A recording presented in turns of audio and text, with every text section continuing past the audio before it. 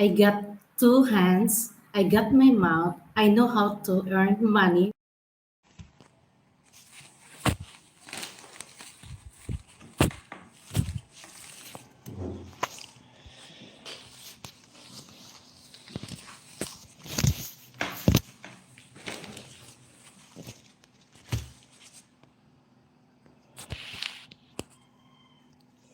Good morning. Who's number one on here? Would that be Popeye? Who would be number one? Okay, we got two stragglers on here this morning. Welcome. Oh, it's Colin. Hey, Colin, what's going on? Oh, I'm up as early. Oh, it's my regular time. You know the routine. The lady's still asleep. I let her sleep, but I'm up. I'm not going to try to wake her up. I'll go to the other room, my dining room, where I am right now. Because once I'm up, I'm up. That's it. I can try to go back to sleep again. There's a good chance I would fall asleep again. But once I get up, you have to hit the CR, and you become active. You're up. In other words, you're up. You're up. Forget about it, as we say in New York. Forget about it. You're up. Dawn.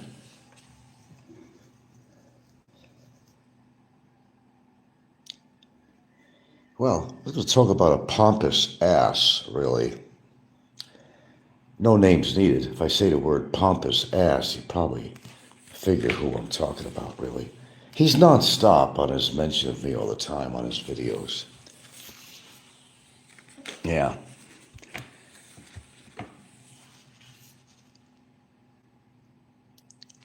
Well, you know me.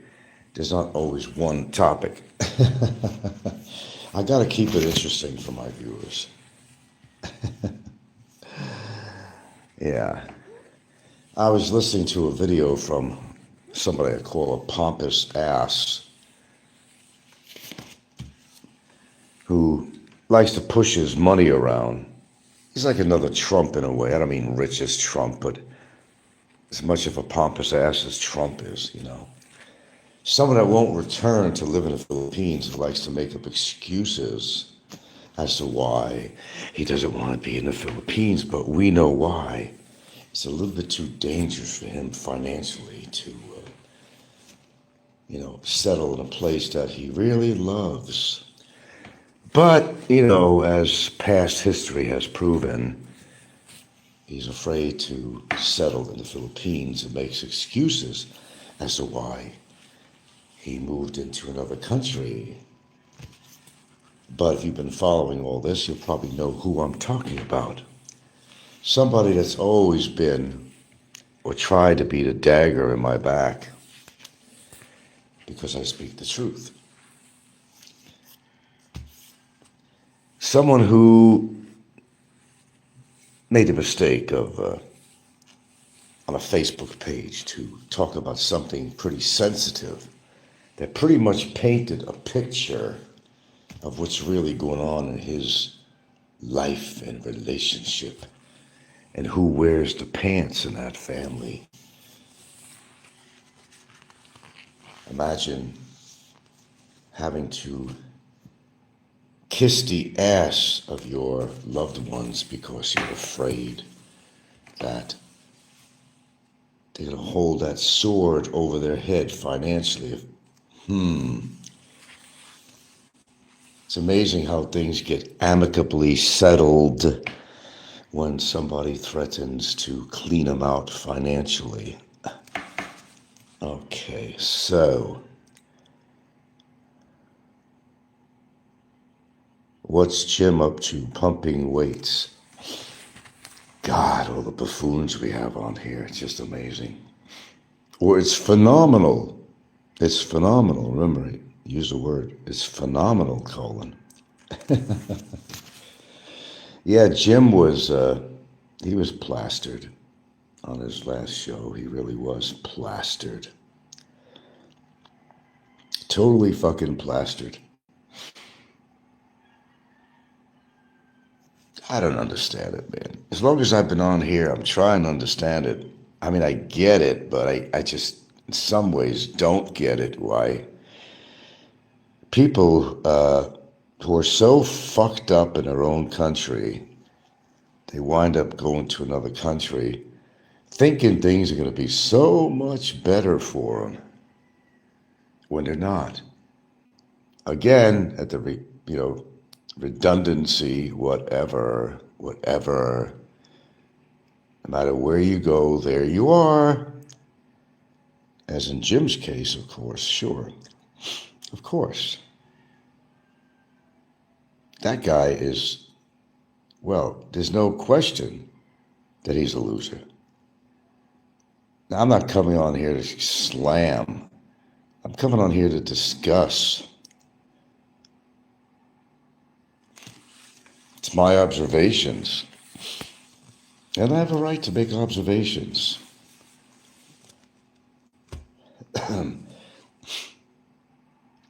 You know, I can get these trolly people to knock me all the time and try to dictate or try to promote their thoughts about me, saying I'm not living a good life and blah, blah, blah, blah, blah, blah, blah, blah, blah. Well, who the hell are they to determine that? I'm the one living my life. I make the determination. Let's see what a horrible life I'm living here. Got a home. A lot of these vloggers are just traveling around place to place, living in some fucking hellhole rental for a week or two here, a week or two there, not settled down. They don't even have a fucking steady woman. Jesus Christ. At least I grounded myself.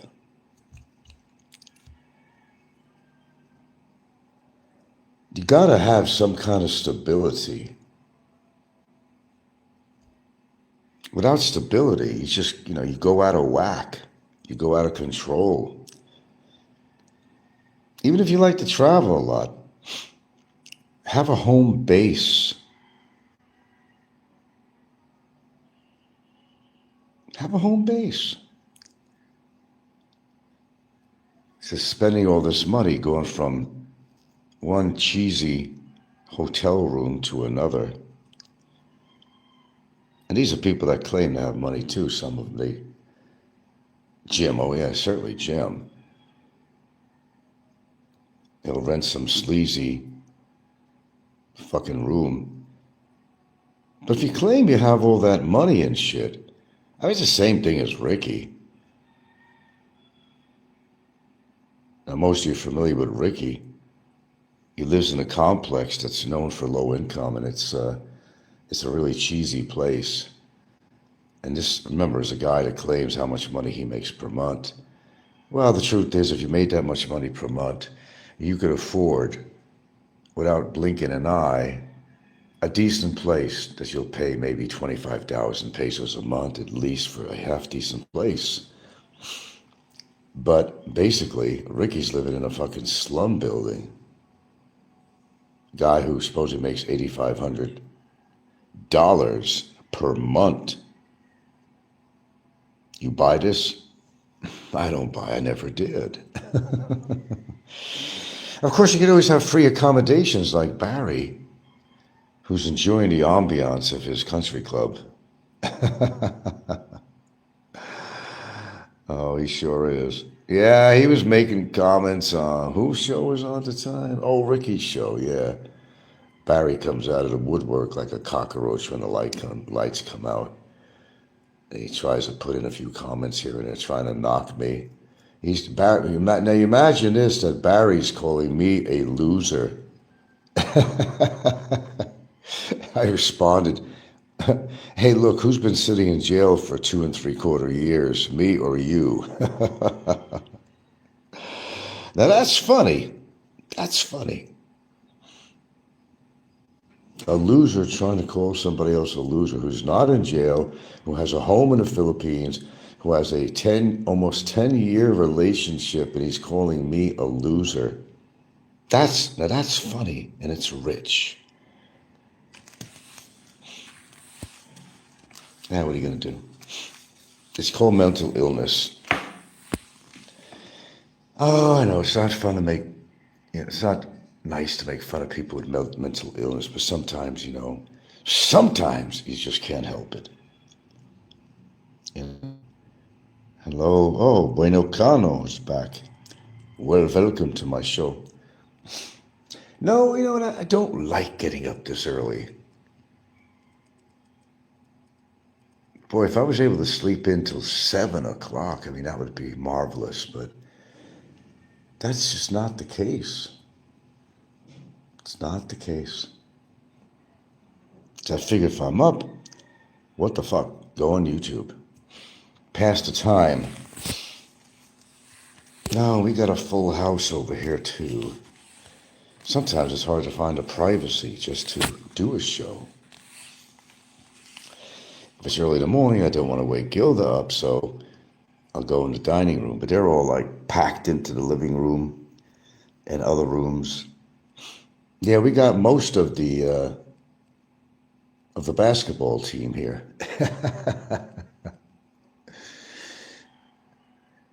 Yeah.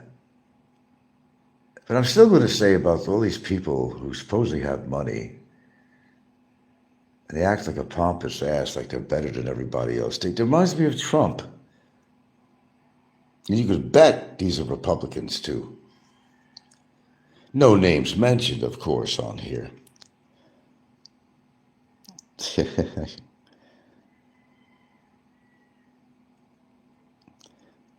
Frank the Toadfish, original. I see they were bothering me? Bothering you on Sicko's channel about your daughter. I don't know, I haven't heard anything on Sicko's channel about my daughter. I don't know. What did he say about my daughter? I heard part of Ricky's show.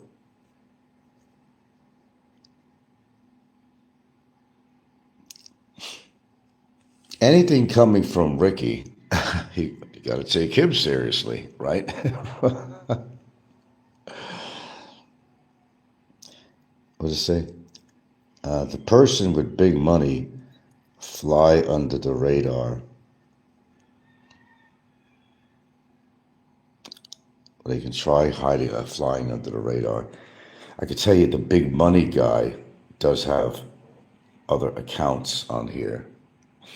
He may say he doesn't, but when does he tell the truth?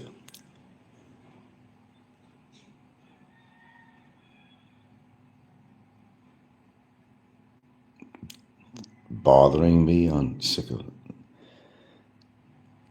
I heard enough of Ricky's show. It was too much, I don't know, chatter there, noise, I don't know. He was talking to people in his bar or something, and just, that's the end point where I tuned off, really.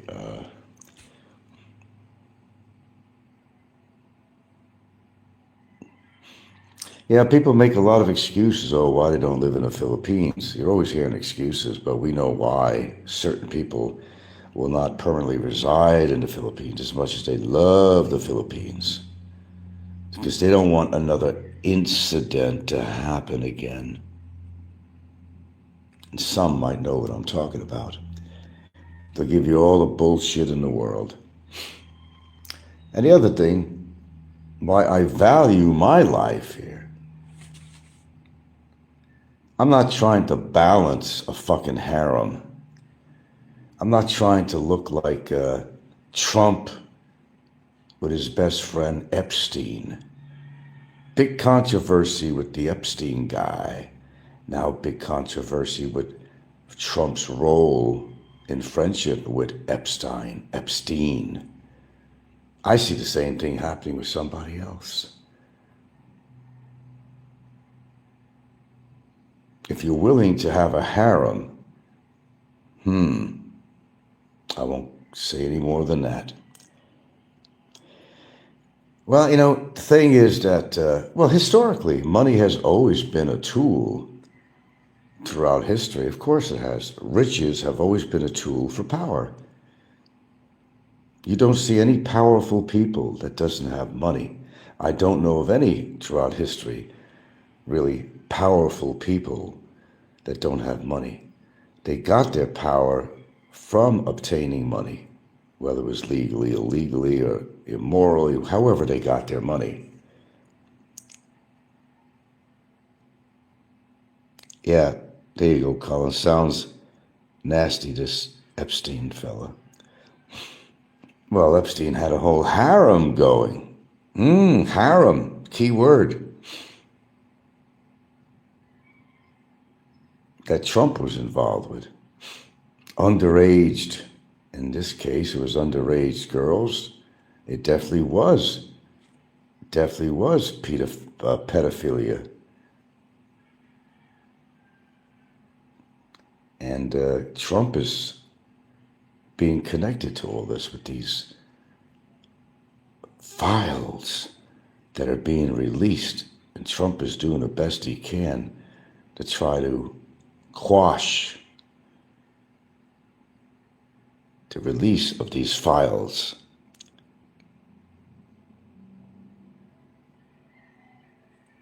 And I don't think it's going to happen.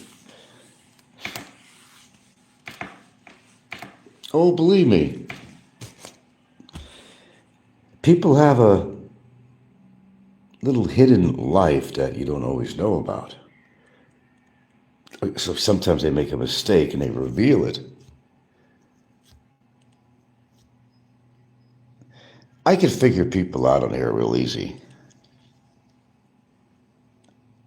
Being on here as long as I have and knowing the players on here, you figure them out. I can think of certain people on here that I would never want to be them. And I don't care how much money they have or they want to flaunt around to impress. If you're a person who's always trying to impress people with your money, it means that you've got a lot to hide. Like Trump. You got a lot to hide. You know how everybody talks about, oh, Filipinos are only after the guys with money. Not all of them, but there is some truth to that. There is truth. I mean, okay, picture this. Would you, try to imagine you were a Filipino. And you want to upscale yourself in life, right? So you want to try to find an upscale guy that could get you to that plateau, right? Now, even if the guy was a creep in every fucking way, yeah, a lot of Filipinos would force themselves to be with somebody who is creepy, foul-mouthed, obnoxious, ostentatious,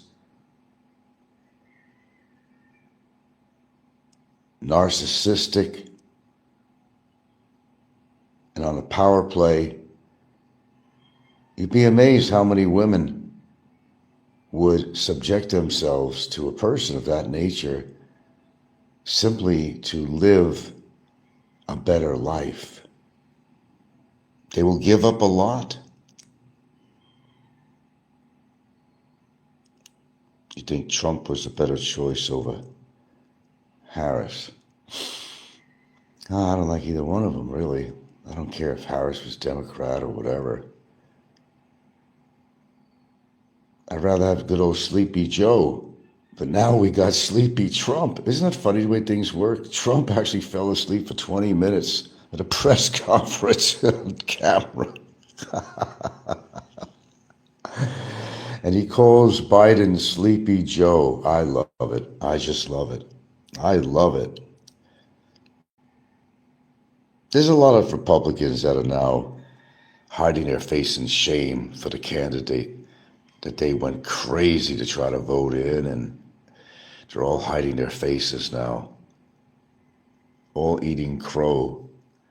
Because the guy that they did put in office is destroying the United States in so many ways.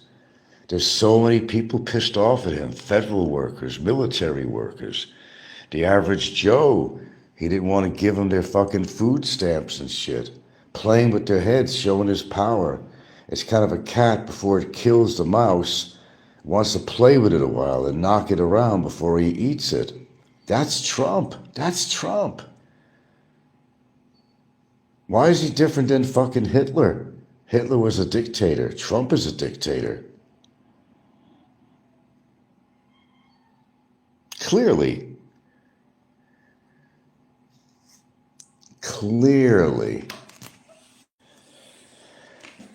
Look, let me tell you something.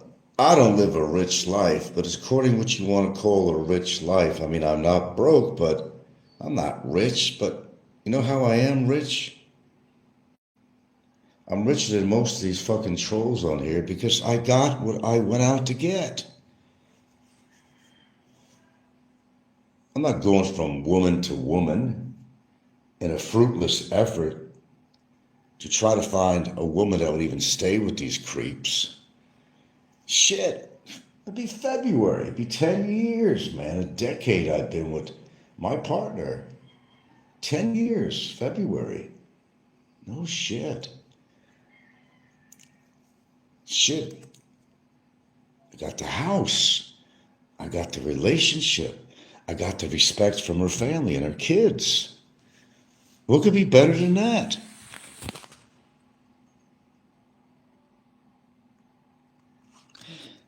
See, when someone here who's a troll makes statements like this, it's because they don't have what I have.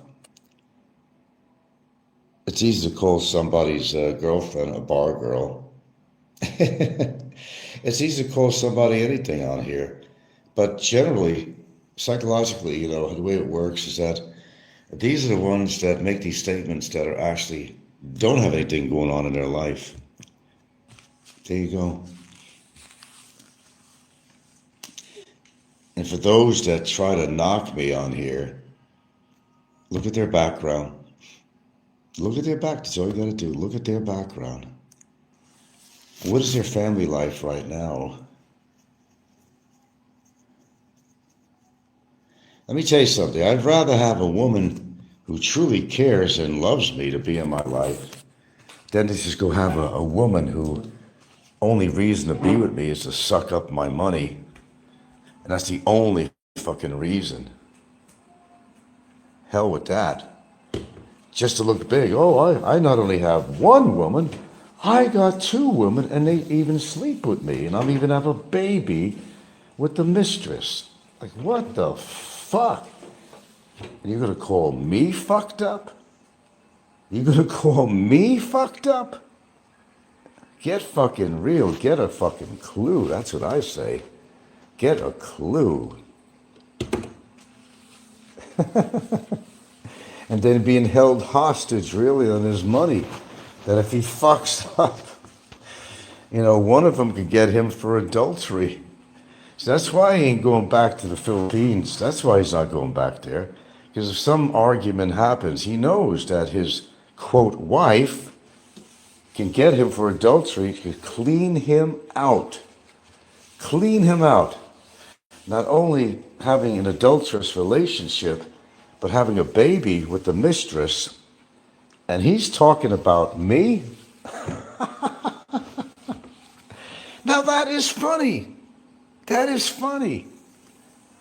The hypocrisy is just amazing. It's easy for somebody to talk about somebody else on here. But look at the shit they have to deal with in their life. I don't have that many complexities in my life other than, a jailbird's girlfriend putting a complaint against me, that I'm dealing with. I'm just living a simple life and it's not complex other than that kind of shit. I'm stable. I got a steady income. I bought a home. Almost a decade relationship with my partner. I mean, duh. Hello. You can't beat that with a stick. At least I'll go to my grave knowing that, hey man, I did it my way, not off to the highway. I could legitimately say, I could say that my woman I know loves me and it ain't for money because I'm not a rich person. And I'm not a simp because I didn't go out and buy no fucking house when I just met my girlfriend. 6 years down the line, bro. 6 years. I made sure I was checking things out before I made that big decision. Big decision to go buy, make such an expensive purchase. But you have to have money to buy a house, and most of these clowns would not have the money from any source. Well, I at least had an investment. I had a house in Hawaii, but not only that, I had a previous home in Seattle that was sold. I never spent all the money on that either. I had other resources come in and stuff, blah, blah, blah. But nevertheless, I think it was a wise decision to buy the house. I mean, don't have to pay any rent. It's not like I wasn't thinking ahead. I certainly was and did. But you know something? They're trolls. They're always going to have something to say about somebody. What's new and different about that? They don't want to admit that somebody's living a decent life. Hey, girls, what you doing in here? What you doing? Hey, Ginger. Hello. Hey, Ginger. Those are my girls, too. My dogs, they're my girls, too. And you know, the truth is, some of these people have done some really dastardly things in their life. But yet they can come on their show and knock people, their height, for example. I don't know. I'm not having a problem with my height, so why should anybody else have a problem with it? It's not like I'm a dwarf like Barry. I'm fine with my height. I think idealistically, if I had to choose a height, and of course you can't choose a height, I would say 5'10". I would say 5'10".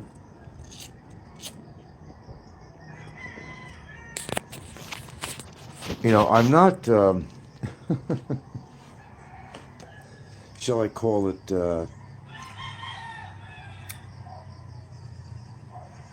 I don't know, vertically challenged, or there's a better word for that, actually.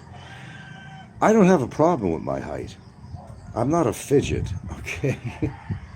People don't look at me in the street and say, damn, he's short. Well, we have some people on here, we could actually say that. There are probably people could look at them and say, damn, you're short. Like Martin Short. And Martin Short was actually short, so. Comedian. But I always love it when people push their money and they use it as a power tool and they try to downgrade everybody else that's not at their level. But then again, like I said, who is really living a better life and why? Now, we got Mr. A and Mr. B, okay? Now, Mr. A has a lot of money compared to Mr. B. But Mr. B is living a better life in a sense that he's stable, only needs one woman, and he knows that his woman loves him and will care for him till the day he dies. And is not, drooling at the mouth, wondering when he's going to croak and collect a lot of money or something. Now, Mr. A, the guy with the money, only reason he's in any relationship with anybody interested in him at all is because he's got the money. And you think these women are with him because he's so good looking and such a wonderful person? No. Hell no. Your haters are envious of you. That's why they make hate videos about you, MLS. Hello, MLS. Well, you're absolutely correct. I cannot disagree with you on that. I know that as a fact. I've always known that. Nothing's changed. When the chips are down, I'm probably the happier person on here. I made decisions in my life and I stuck to them. I made it to my goal. I was never a rich person. Parents weren't rich. I didn't come from an expensive area in California. I didn't inherit my parents' money. Okay.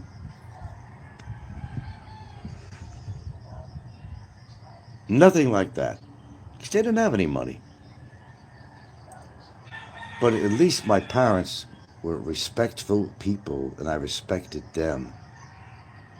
I didn't care about how much money my parents had.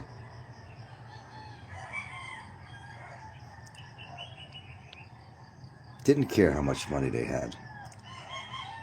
They took good care of us children. That's all that mattered.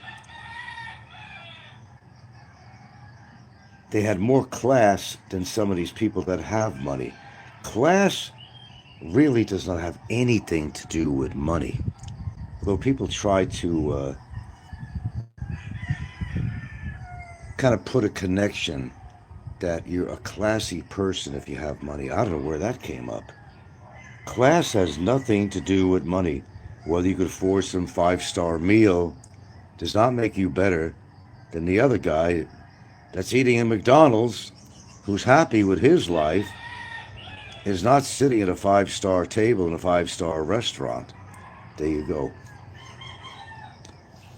There you go. Now these are, I call them pompous asses. They're what you call pompous asses.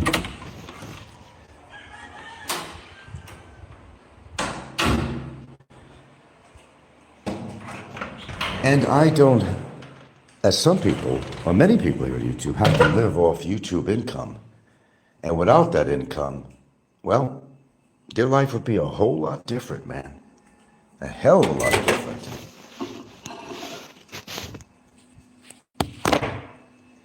You can't depend on the algorithms.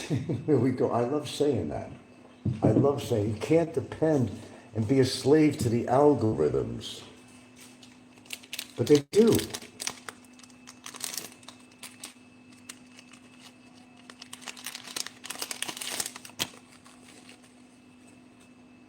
And some people make their riches off. Some people are very successful, actually. Actually, on YouTube. I always name some of them. One of them I talk about is 8 Miles from Home. A very crafty British guy. Very crafty. I'll give him credit. He's got buku, solar panels. He's got every little modern little device and tool. Makes a hefty income on his show because he knows how to do it. He's brilliant actually. He got the family scene in there. This harmonious, seemingly harmonious relationship. Although he looks like a Neanderthal, he's got the smarts. He's got the smarts. She's got legs. She knows how to use it. He's got smarts. He knows how to capture an audience. But you see, he doesn't do it with hate. This guy does not do it with hate. This guy does it quite legitimately. But he knows how to do it. He knows exactly how to do it. He knows he can play on the heartstrings of people with the family scene, you know. The baby. Well, the daughter and the new baby. So he appeals to families. He doesn't go around attacking people on there. He has a legitimate show. Sure, he uses clickbait. Sure. Sure, he's living on the riches, of his sponsors and so forth. He's not doing anything against the law at all. He's legitimately earning his money. Of course, he uses all the tricks of the trade on YouTube to get. He has sponsors galore.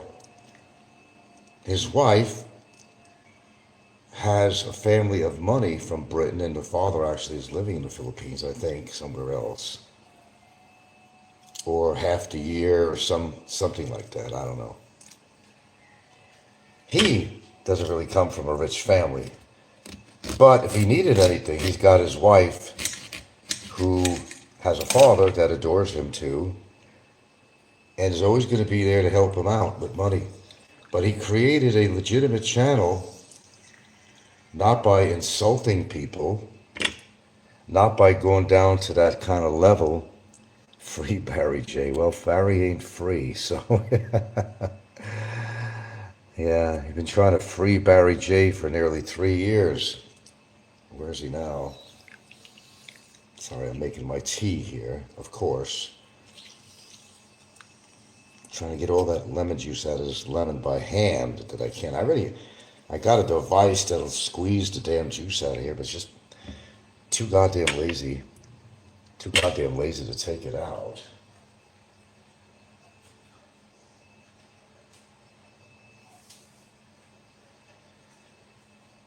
But to have a legitimate channel, what's that MSLO? Paul in the Philippines. I haven't been watching him lately. Okay. Paul in the Philippines, old dog, new tricks can take a 1-minute story and make it a yeah, he's got that. Yeah, he does that. He does that. Everything Paul has to say could probably be said in a minute.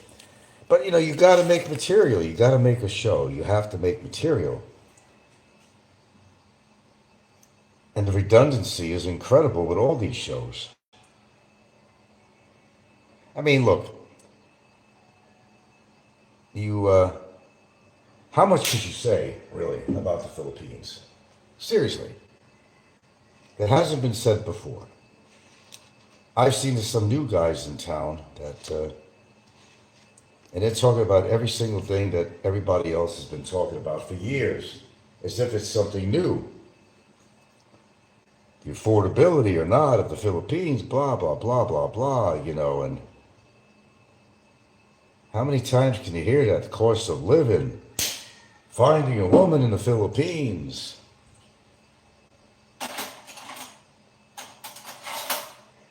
If it wasn't for the redundancy, I mean, they would have absolutely nothing to talk about. I've never had that problem. Of course I talk about the Philippines, I live here, but I'm not being terribly redundant. I don't think I am. And I think it's been covered. All this shit's been covered. More times than anybody needs to hear it.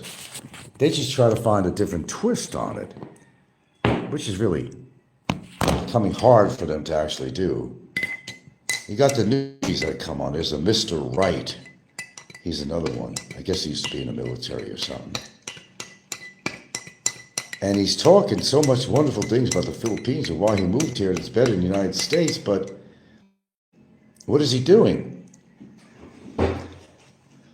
He's spending most of his time making YouTube shows, trying to make the money, although he's supposed to be financially stable with a good 20-year military retirement and so forth. Well, I can say the same thing to other people. Get out and go explore the Philippines. Get in the streets with your camera. Get away from your desk. Go out there and show the Philippines, which he's not doing. But now he figured, just like Paul, I could interview people. Now he started interviewing Filipinos, asking the same questions. What do you see in a guy? What do you want from a guy? From a foreigner? Blah, blah, blah, blah, blah. The same thing that Paul does. And it just so happens that this guy, this newbie, of course, lives in Dumaguete. Of course. They all gravitate to Dumaguete. Like it's some kind of like they're being drawn there by some alien force or something, Something guiding them to Dumaguete. I guess that's all they hear about is Dumaguete on here. It's supposed to be some dreamland or something. A haven, an absolute haven for foreigners. But they don't get along with each other. And there's so much gossip in Dumaguete. Then, the fact that some A lot, actually. These people come with pre-existing health conditions. I don't understand why they do that. Stay where you are if it's that bad. And they're all dropping like flies. Oh, gee, I wonder why.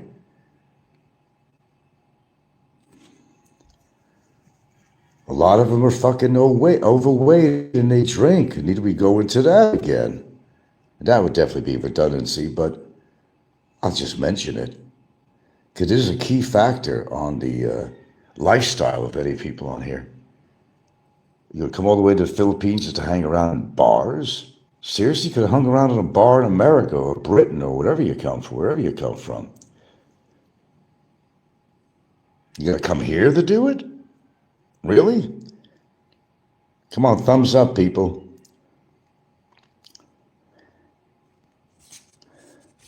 Now, people with money don't impress me, but it's how they earn their money, too. I would be more impressed if they didn't come from a rich family, and get inheritance. And you've earned all your money.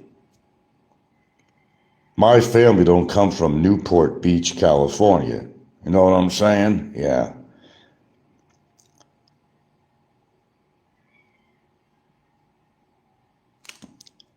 That's what I say to that. I'm proud of my background. I don't base the love of my family or my parents having to do it. Whether my father was a doctor or a lawyer or whatever the fuck he was. He was a simple guy, house painter. That's what he was. Doesn't mean he doesn't have any class. My father had more class than a lot of people that had money growing up. People respected my father. But you got to earn respect to get it back. That's the key. And a lot of these people don't earn respect. They want to buy it. Everything's with the dollar bill. They want to buy their relationships. They want to buy respect. Of course, what self-respecting Filipina is not going to want to be with a guy who is flaunting his money like a carrot in front of a donkey. He's going to attract donkeys. That's what they get, is donkeys. Going for that fucking proverbial carrot. That's all it is. And it's shallow. All the richest men in the world, sure, they got women surrounding them. It's not even because they're attracted to a person who has money. They're attracted to the money. What can you do for me? Can you take me out for 5-star dinners? Can you take me out on lots of vacations to different countries? What can you do for me? Can you buy me some nice clothes? What self-respecting poor Filipina is not going to get attracted to that? Let's be real. Am I lying? Hell no, man. It is what it is. You put lipstick on a pig and guess what? It's still a pig. Give a pig a shitload of money and it's still going to be a pig. Give an ugly man a shitload of money and he's still going to be an ugly man. That's life. You can't change who you are. Well, some people can make changes to their life. Yes, they could. But I think internally you are who you are. And some people have successfully changed their lives to be a better person, but the percentage is so few. If you're an arrogant, if you're a pompous ass, chances are you're always going to be a pompous ass. That's the way I see things. I don't know how you see things, but that is my opinion.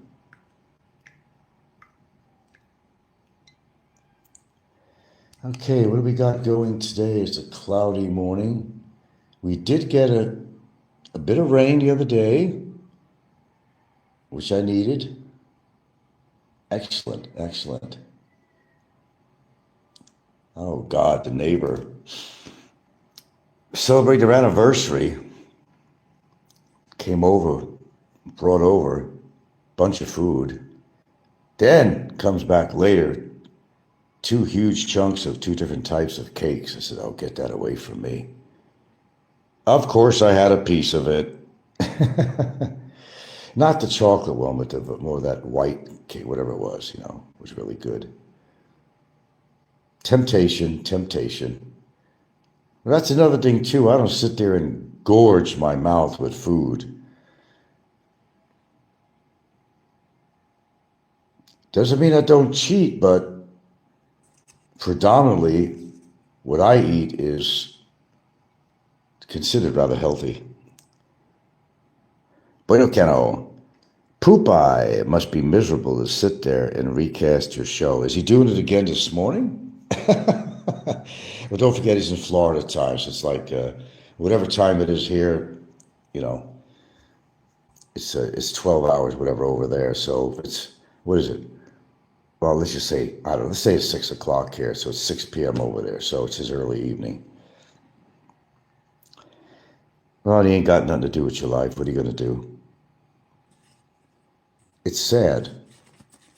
Especially when you got one life to live, and Popeye to live the life the way he's, he had never even legitimately bought his house. I mean, now what happened? It was a quit claim deed.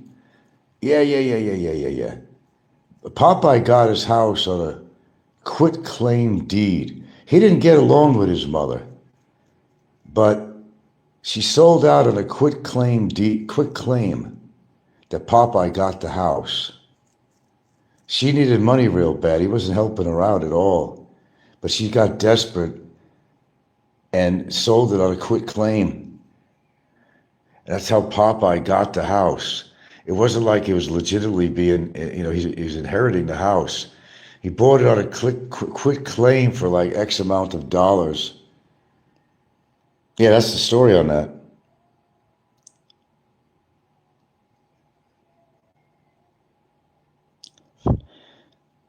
Popeye legitimately has never owned a house. He's never bought a house on his own because he never could afford it. I can at least say that. I paid cash for this house.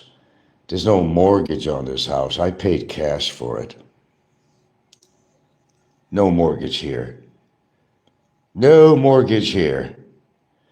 I had a mortgage on my house in Hawaii, but I still had enough equity in the house to be kind of a comfortable amount of money, I would say.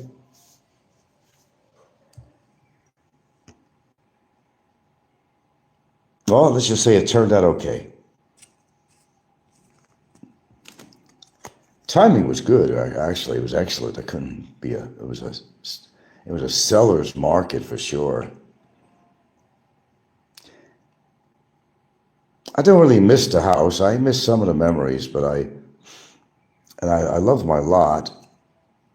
I had all kinds of plants and flowers and all kinds of great stuff. I have it here too, but I didn't have this house is not on a big lot. I had 2 acres in Hawaii, but a lot of it was ohia forest, which I never touched. And it's unfortunate, though. A lot of people bought these lots in Hawaii, and they stripped the land. They completely strip it of all the trees. They don't need to. It's not like they're going to have some farm animals or something. Most of them don't. They just strip the whole land. And actually, investors, what they do, they buy lots, and they'll strip the whole land and make it more attractive for somebody to buy it. They think that stripping the land of all the forest is a good selling factor. But the reason they strip it is because they want to show, oh, look how big the land is. Now, where I lived, we call them spaghetti lots because they were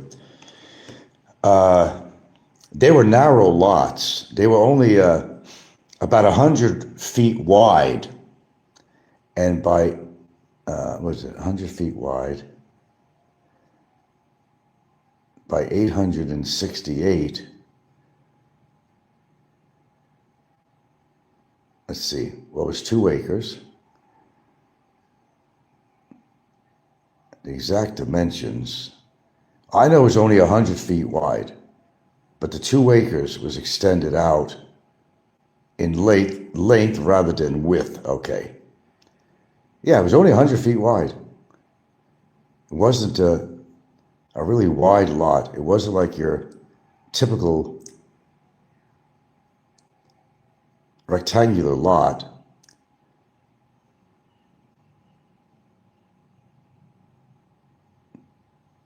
It's just kind of like, now all of them were like that. What's that, ML?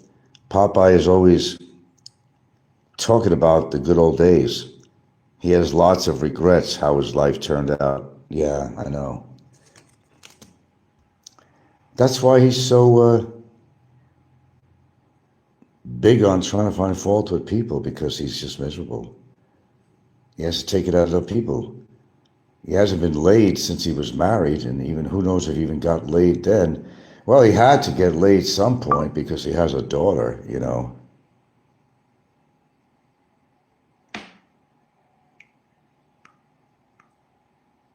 Maybe there was a one time his wife let him touch him, and he had a swimmer at the time.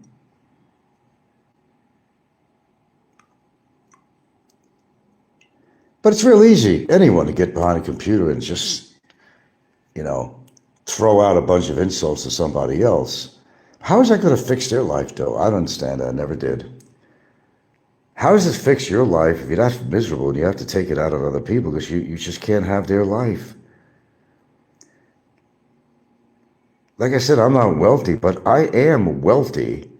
You put money to the side. Wealth does not always have to do with money. You could be rich and not have a lot of money.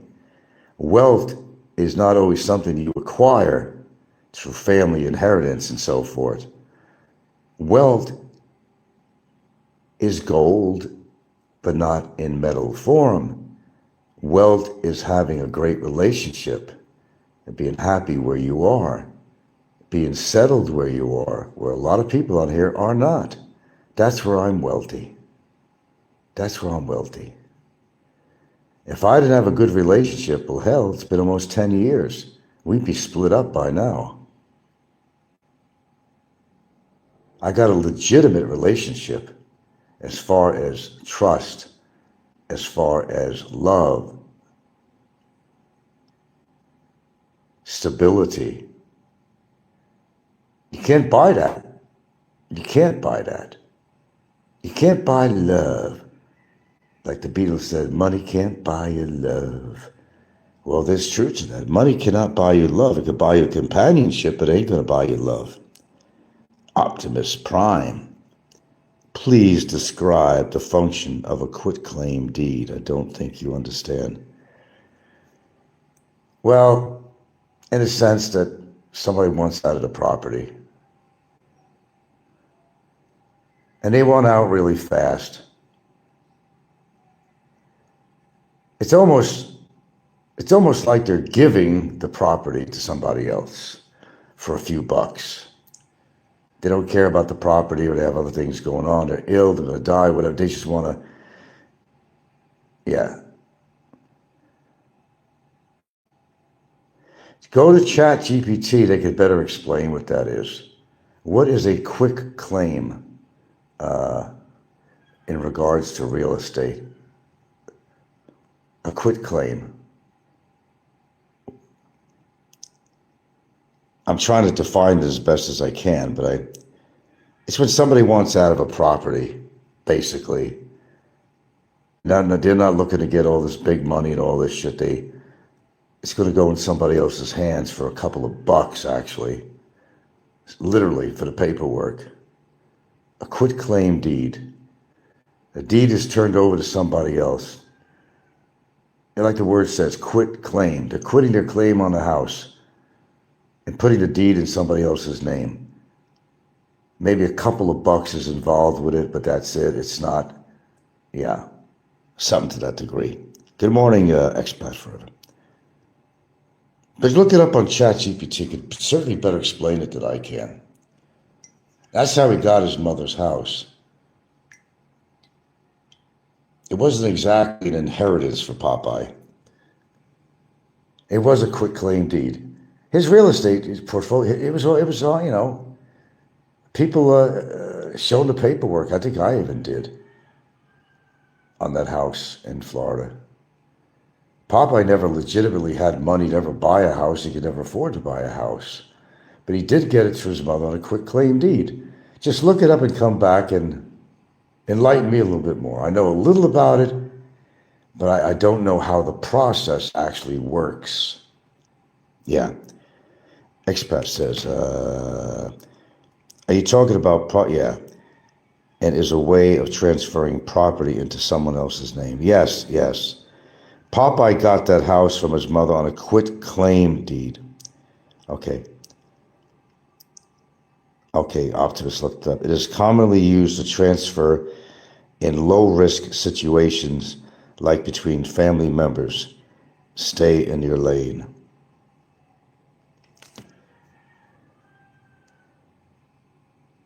And, somebody could be having a financial problem. They just want to get out of the property, too much taxes, things are not going good for them. They'll relinquish the property to somebody else, do the paperwork and whatnot, let them just deal with it, just to get out of the situation, I guess. I think that's probably proper to say.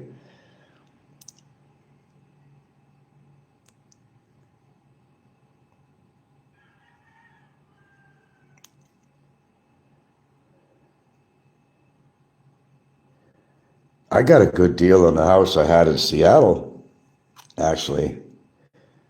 It was what was the deal on that? What was the deal on that? I got the house for $130,000. Now, it's not a fancy house, but it's a nice house and a really nice block too in location. Excellent. Now it's worth about, I remember seeing some, I'm trying to remember my old address there. I could look it up again. I forgot my own address there. It's been such a while. Last time I ever looked at it, it was worth at least 500,000. Maybe more now. If I would have held on to it. But I had to. I had to get rid of it. I had to get rid of it. Kid moved out. The taxes and insurance was going up on that house like wildfire. Ridiculous taxes in Seattle, real estate. So I had to get out of that situation, man. That was around the time I was had to land in Hawaii, and all that thoughts about moving to Hawaii was going through my head. And I decided I would. So what I did was I sold the house. Then I moved into a dumpy apartment, a one-bedroom apartment, a little bit further north, not much, about 5 miles or so from where I had my house, in an older building, a multiplex, whose owners were actually related or friends with the Norwegian girl that I used to date and knows the family very well. In fact, this guy is the guy who sold the Norwegian restaurant they had in Ballard to them. So when he knew that I knew them and all that stuff, he gave me a good deal on the place. I've only stayed there a few months before I left for Hawaii. He was real cool about it. I said, well, I don't know how long I'm going to be here. Told him straightforward, I said, I'll be going to Hawaii, but I need a place in the interim. So he was really cool. And some of the neighbors were kind of quirky, but they were funny too, though. They were all right. Some weirdos, though. We had bald, he was a real character. Anyone with a bald head seems to be a real character. Why is that? We had this bald guy, Chrome Dome. I forgot what we called him. But the good thing is the guy allowed dogs, and I had my dogs. That was cool too. So yeah.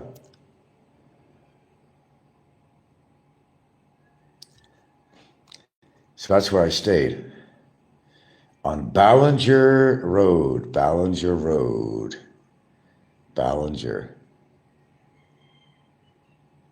Yeah, I miss certain things about Washington State. I do, actually. The beauty of it, too. But then you have to deal with the urban areas, which are just out of control. And even the area I used to live in now is a league of all nations now. It's just, I don't know, went to shit. And holy crap, the rents went up like crazy. The house prices went up like crazy.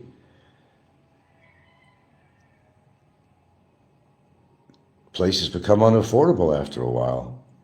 You may like a certain state that you lived in, but if it becomes unaffordable, you can't live in that state. It's not getting any better.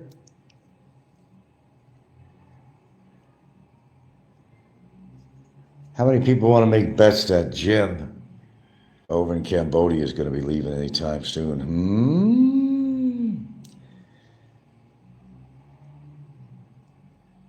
Yeah. He'll be burned out in Cambodia. Oh, but now the big E wants to make a trip. I think tomorrow he's going to Cambodia, Phnom Penh, Phnom Penh, whatever you pronounce it. Wants to go there just to show off a little bit. Well, since, we've been hearing this guy Jim talking about him in Cambodia, we're going to make a trip, Phnom Penh, whatever, because he could. The world traveler. Real good for him. That's all he's got going for himself, really.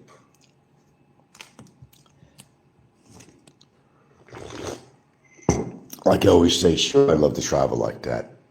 I don't have that kind of money to travel all over the place. He's got a good gig going, so he's able to do that. But it sure as hell don't make him a better person than me. Money is not going to make you a better person than anybody. They think in their mind it does. They use it as like a garden tool. But it all comes up to bite them in the ass later on when their partners take them to the cleaners. And we've heard a lot of stories like that, haven't we? Yeah. Take him to the cleaners. And that's happened to him before. Even this guy. And we know why. So you're a loser if you don't have money. No. Definition of loser, it's composed of a lot of different elements to be a loser. It's not a person who doesn't have money don't make you a loser. It's your character. It's your whole demeanor. It's your whole persona that makes you a loser. It's your attitude. It's your nature that makes you and defines you as being a loser. Money does not even come into the equation of turning you into a loser to a winner. Everybody thinks it's revolved around money when it's not. It's character.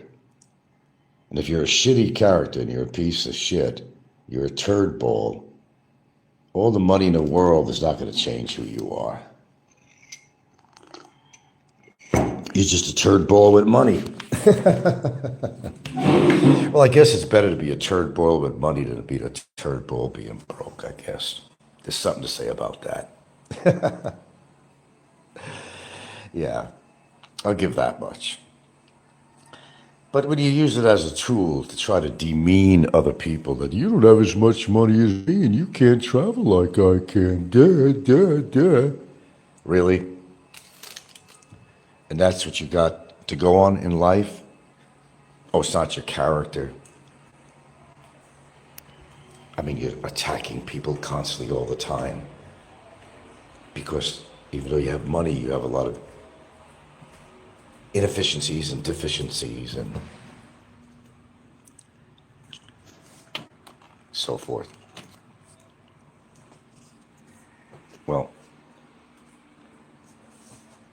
let's see. What am I looking for here? Okay. Oh, okay. Optimism. What do you mean message retracted? What the hell is that? Retracting a message. Oh,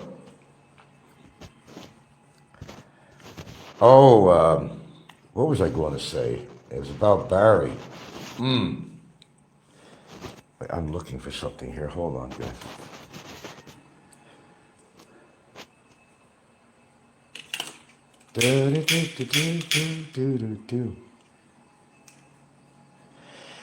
Yeah, it's my understanding that Barry's going to be in there for quite a while. I have actually spoken, which I haven't actually for a while, to my attorney. And the information I got is the system is not going to budge with him. And he's going to stay in that. He's going to stay in that cell for as long as it takes, for him to pay up his court-ordered penalties. I thought there was this thing with the subsidiary situation where they can't keep you in there. I don't know if that's changed or what, but that's what I heard. That the subsidiary penalty, of jail for not paying. I thought there was a there, but the court can choose to keep you in there as long as they want. Because I discussed that, and apparently,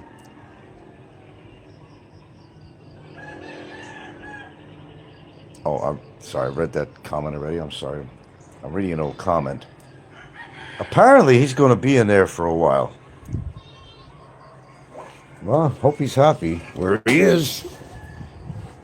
No rent involved in that situation, huh? But as he says, you pay, you pay. And Barry is paying in his own way. Is he not?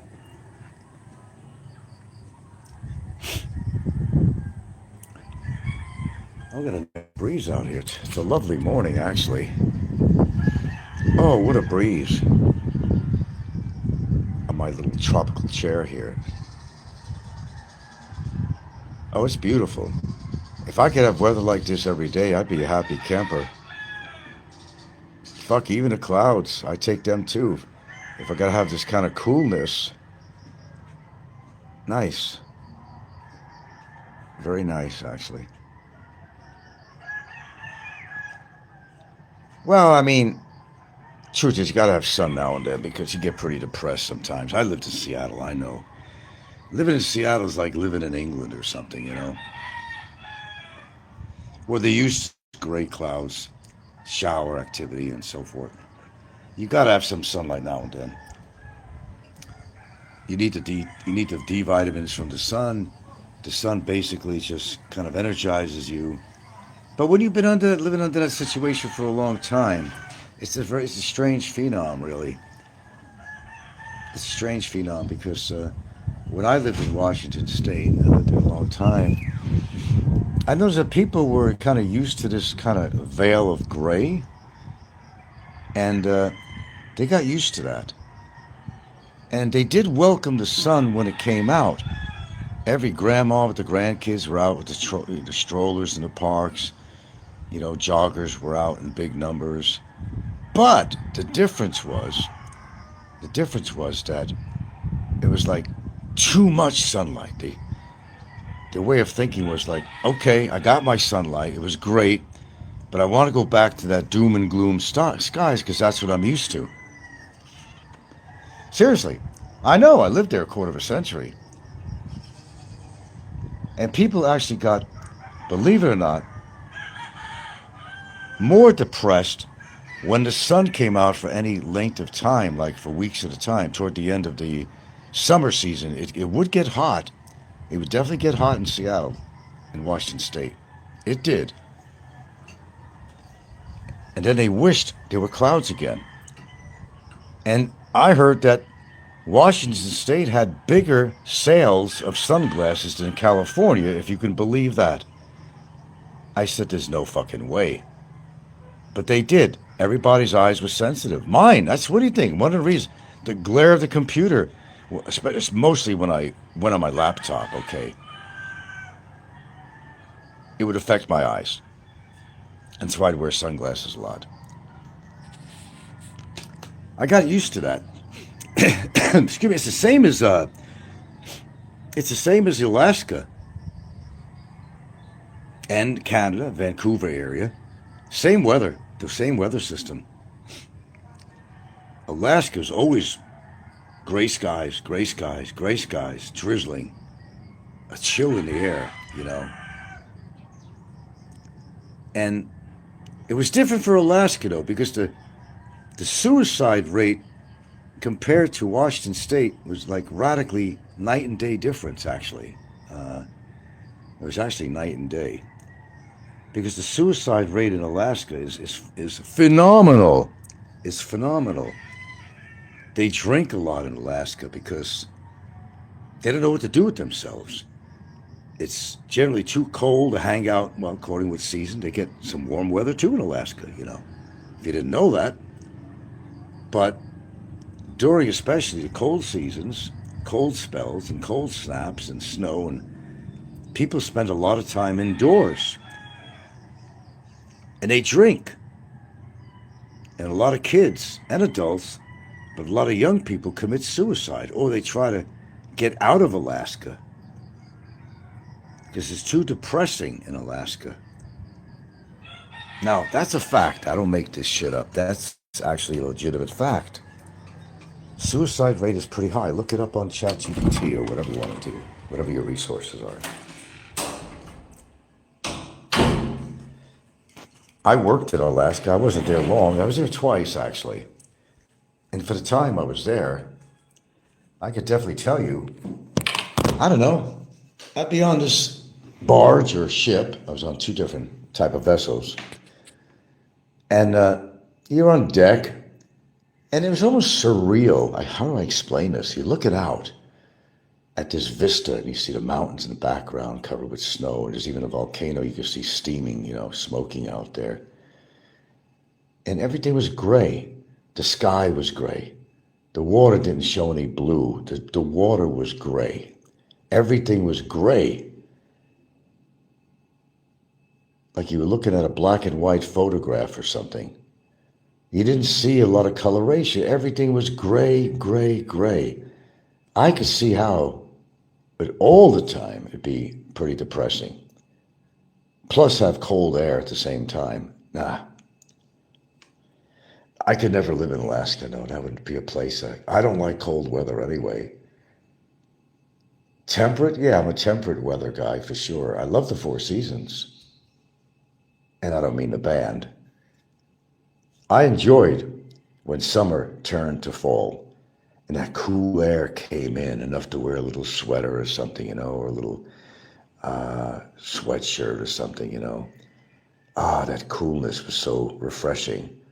To the beautiful, of course, on the East Coast, all the beautiful foliage from the trees in autumn. If you really want to see it, go up the coast. Any of these towns, you know, Vermont and all that, Maine, all that shit. Beauty like in a wonderland of color. Nature is very beautiful. Dean Brown was a photographer who did, basically, a lot of photographs of the New England coast areas. And he had some heat, and I don't know if it's called ironically, but he died by actually falling off a cliff while he was photographing nature. He has a book out, and I got to try to find something online. Dean Brown, and see if I see his photographs anywhere. Beautiful, beautiful photographs of the fall foliage, brooks and streams, rivers, juxtaposed against the beautiful colors of nature with the different colored leaves, elm trees, oak trees, maple. Just beautiful. Just beautiful. There's something to say about the New England coast, the New England areas that held such beauty. I used to love the any little town that was near the water, seaside places. Loved seaside places, that kind of maritime, kind of nautical thing, you know. Boats anchored in the water, all these little shops, along the streets that they had in these villages, selling all these souvenirs of knickknacks that look like a captain of a ship or a steering wheel or a ship's wheel or anything to do with, nautical stuff. And they even sold legitimate, brass ship windows, port window, they had everything in there. Then, of course, they had all the fish and chips shops around there, which were excellent. I'm not a big fish person, but I could eat cod, the really legitimate fish and chips. I could eat cod if it's breaded and fried. That and tuna fish, the only fish I really eat, other than, I could eat shrimp, prawns, partial to that. But there was something about the atmosphere of New England coast. New York wasn't really considered New England, but it sort of was. It really started with Rhode Island, really, and then upward north. But New York was still kind of on the list as New England. I mean, it was just at that borderline of being able to call New York New England. But it was definite New England when you stepped out of New York into Rhode Island and continued, Maine, you had Vermont, you had Maine, you had Massachusetts, had really beautiful towns near the water, seaside towns. I like seaside towns. That whole, I don't know, I call it a nautical feel, maritime, Expat says, Frank, I just listened to Jay's live stream. Are you really? I heard that too. You're listening to Jay, mind you now, okay? Who's selling my house? Nobody's selling my house. That's Jay speaking. That's why Barry made a comment on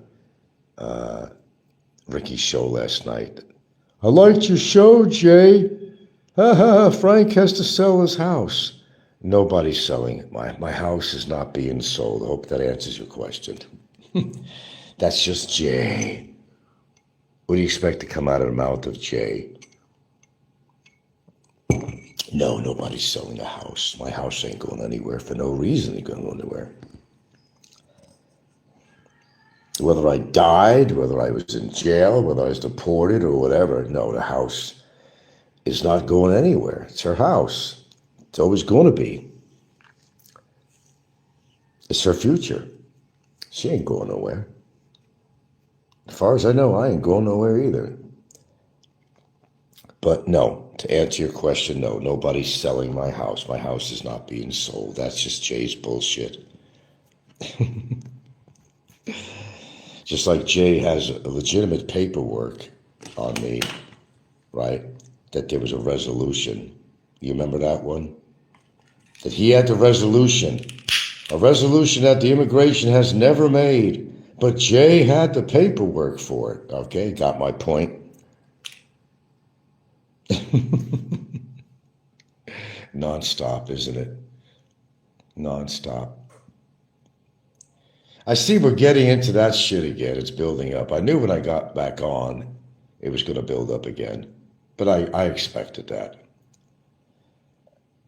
You're getting information from people that are complete losers by every definition of the word. Jay has to live at his mommy's house, okay?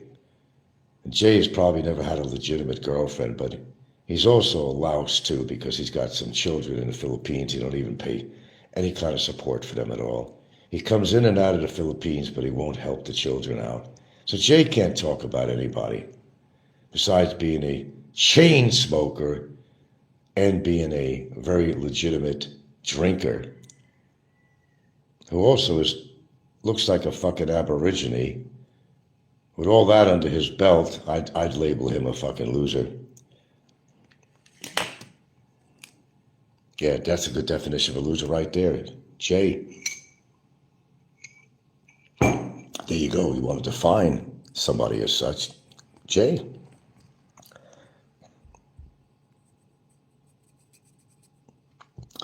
Some people will never change, though. They want to prey on other people, and they get off on that, preying on other people behind the camera. There's a lot of people that wanted to meet Jay and kick his ass, and Jay would always find a way out of it. And when things were not going great and people were really attacking, Jay would remove his channel. How many times has he done that? Or he'd come on his channel. This is more typical for Jay. Jay would say a lot of shit on his show that he would take every single video off. There'll be no content. Take every single video. That's after he's been attacked by people. When the heat was on him and people were getting really pissed at him, he'd retreat and take every single show off there. Everything. He still does that. He still does that. He's like what I call I think I labeled him the hit and run guy. Because he'll come out with a lot of juicy shit against people, some bullshit, attacking people. But then he'll go into retreat. You may not hear from him for months and months and months. And he'll take every single shorts, anything he put on there, he'll take everything off. Everything. That's Jay.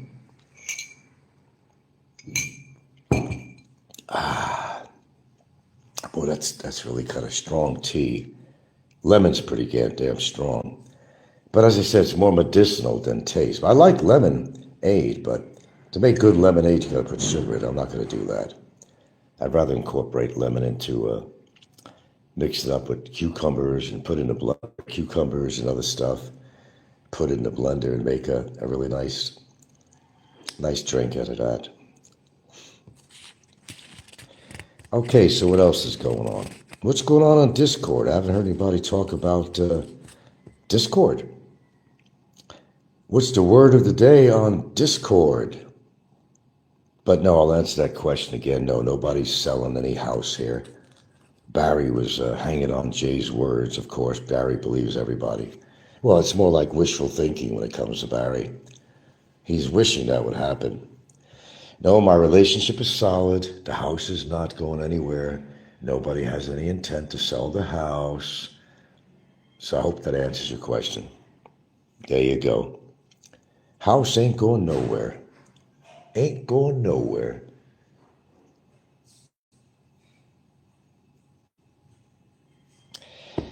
So if you have any questions about anything that you need to bring forward or get straightened out, just ask me. I'm the one that you have to ask when you hear a lot of scuttlebutt.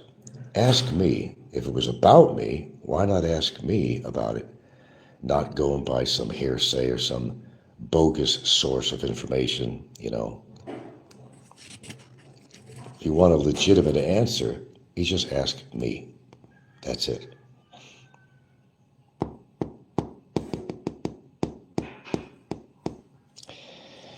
Well, I'm going to finish this tea. Then, let's see, what am I going to do first here? I'm not sure what I want to have to eat this morning. It's still early to eat. I don't have to eat this early. I don't know, I may head up a little bit of exercise or something and get that out of the way and then eat.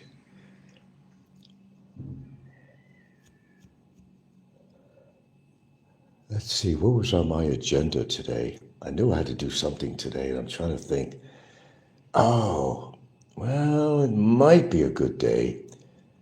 Might be a good day to paint the entryway inside the house here, because it's pretty damn cool. It feels good. It's not that hot.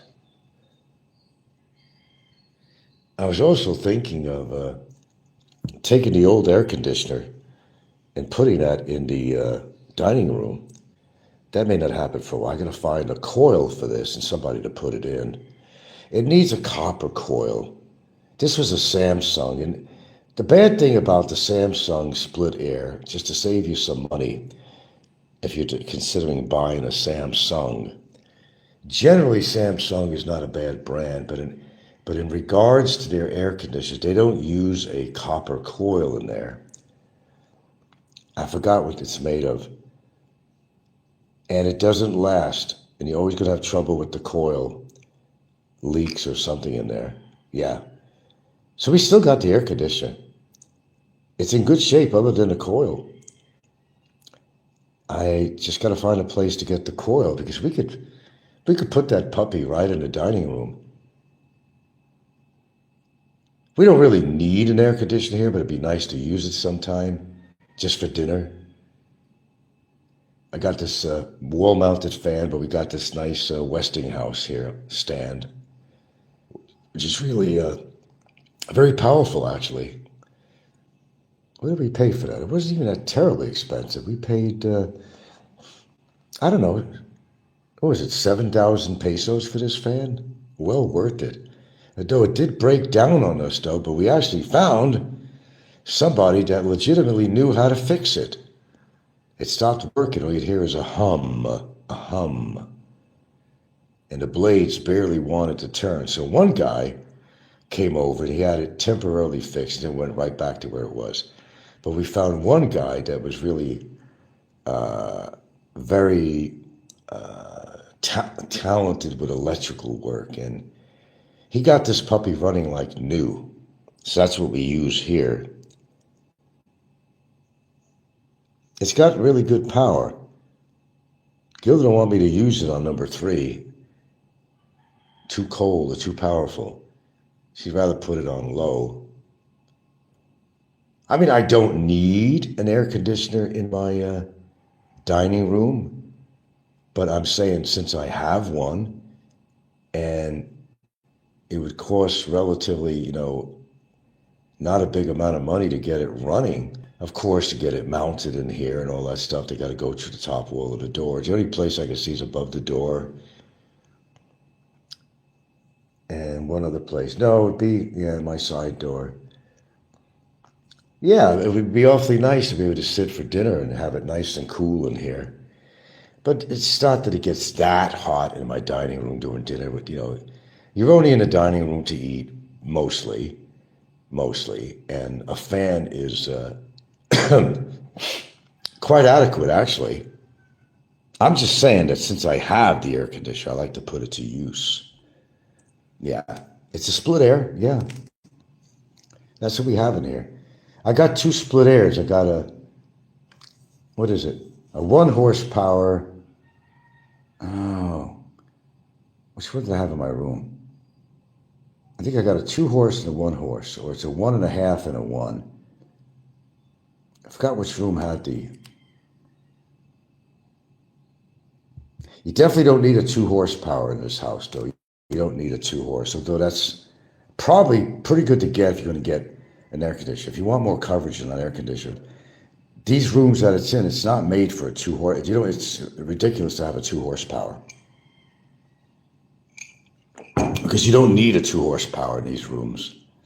You just want to freeze your ass. You don't need that power, that cooling power.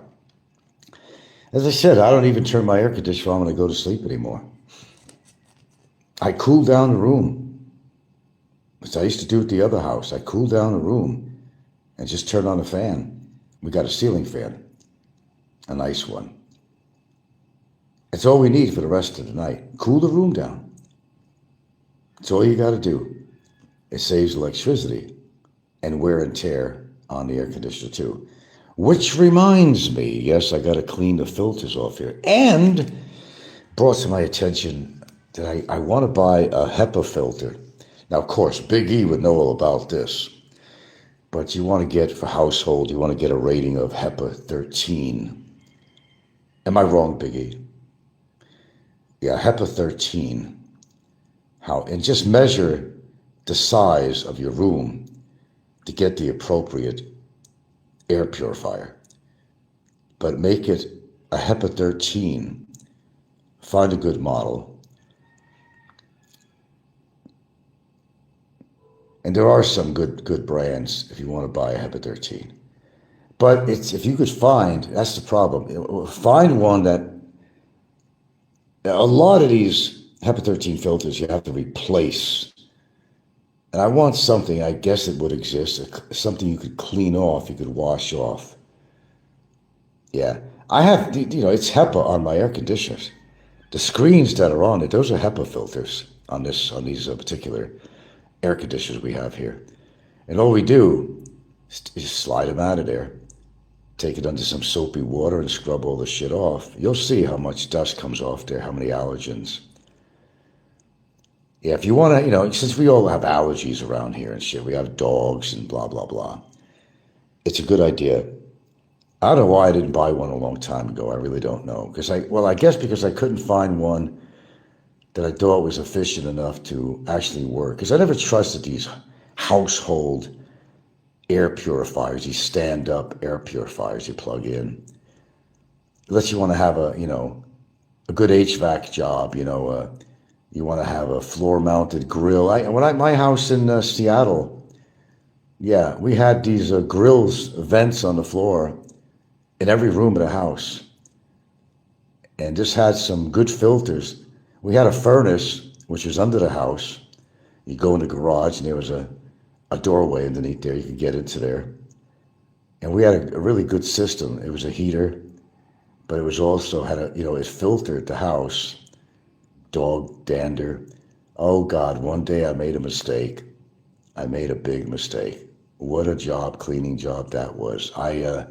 I had oak floors in the house, right? And I know how to finish floors. I decided to rent a drum sander, a big-ass drum sander. And, of course, I wore a mask. But let me tell you, man, the mistake I made, I figured, well, turn on the system, the vent, turn it on, and filter all this sawdust that was flying around like there was no tomorrow. Clogged the damn thing up. I went down there and holy shit, the filter on there, it was caked with sawdust. Just caked with sawdust. But I wanted to do that because I wanted to get all that dust out of the air. So I sanded the floor down. I even finished it. And it looked so good, I brought that floor to life. It looked like new. I remember I had this woman friend I know that I hadn't seen for a while, and she actually worked for the electric company. She didn't even know I owned a house. She got shocked. I can't believe Frank owns a house. She was going to come in, and she looked at the floor, and she just stopped. She thought it was wet. I said, no, the floor's glossy. It's been finished. And then she came in. It looked that good. I did such a great job on there. But when you're going to do a floor like that, you're going to have to get some microfiber material, and you're going to have to go over that floor like crazy before you put a finish on there. Now, I didn't use a stain or anything. I just used a clear finish on there, on the oak. It looked fantastic. I mean, it really looked like the floor was wet. It looked really good. Really good. Real character really change when it's... I'm not sure what this person's saying here, so I'm just get rid of them. But at a great expense to my lungs, really. I mean, even with a mask on. Those drum sanders, man, they kick up a storm. I always loved hardwood floors. I think that probably wouldn't work very well out here. But the environment I lived in, the hardwood floors were excellent in the Northwest. But I always loved oak. I even had some antique furniture back in Seattle at one point, English oak, some nice dining room table and chairs and so forth. Loved it. But I did a good job. I'm not sure where I learned how to finish a floor, but you got to know how to hold on to that beast. It's powerful. That drum sander is powerful. And you can't hold it in place for any set period of time because you're going to gouge out the wood. You're going to eat it up. You're going to see depressed areas in there. So you got to know how long to hold it on the floor. You got to have just a constant flow. Keep it in motion. Go up one way, come back down the next strip, down, Don't keep it in one place for any length of time. Just enough for it to strip the floor, to do what it has to do. But if you keep it in one place, it's going to eat up the floor. It looked good, I must say. I was proud of myself. You know, I had this job one time. I want to mention this. That didn't last long, and neither did the other workers. Over in the Ballard area of Seattle, there was a guy that did, furniture refinishing. So it was down below, like an underneath garage you used of the business. You go down the driveway down below, and he'd have furniture down there, and he had a compressor, whatever. Well, anyway, we would be spraying down this furniture with this stripper. And he had a fan that wasn't good enough, though, that would blow out up the driveway, to get all the fumes out. And we didn't know what the fuck we were doing. I don't know what it cost the guy in the solvent, We were spraying down this one piece of furniture like there was no tomorrow to strip it down. And you're really only supposed to spray it a bit, get it soaked in there a bit, and let it sit on there for a while. But we were inundating this furniture like I said, like there was no tomorrow. We didn't know what the fuck we were doing. We really didn't know. But the place with the fumes from that shit, there was no way in the world I was going to stay on that job. I like, furniture restoration. That's kind of cool to see the end product of your work. I love that. But some pretty powerful stuff he was using as a stripper. And there was no way in the world, a cloth mask was not going to do the job. You really had to find appropriate masks that had to do with like gases and so forth, Barry's lawyer. Popeye's one Gilda's boyfriend sanded the floor down. This is what you do with your time, really. All right, I've been on here for a while. I got to get something to eat or something, I guess. Thanks for tuning in, my boys. It's been a phenomenal show. Thanks for the dialogue. Am I coming to that point of no return? It's kind of getting to that point here. The vortex is spinning around again.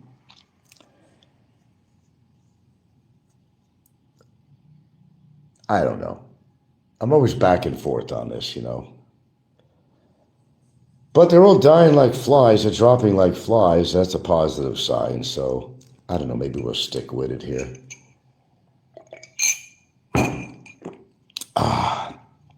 And I get a chuckle out of some of these comments, too, and who it's coming from. That's the best part. You can make a statement about somebody, but let's examine the source of that statement. That's all you got to do. And you can have a good chuckle over who it's coming from and why. And why. Is Popeye simulcasting me again? Popeye, I'll even try to help you. I don't know. What can I do for you? You got to do things for yourself. I can't find you a woman. I can't change your life. You got to want to change your own life. Nobody could do that for you but yourself. God, find some old hag somewhere. At least you have some company, man. You don't have to take out your frustrations online and take it out on me. Go get laid. Imagine what that could do for you. Feel alive again, man. Feel alive. Get laid. Go find some blue-haired lady that'll take you. Even for the night. I think it'll do your ass.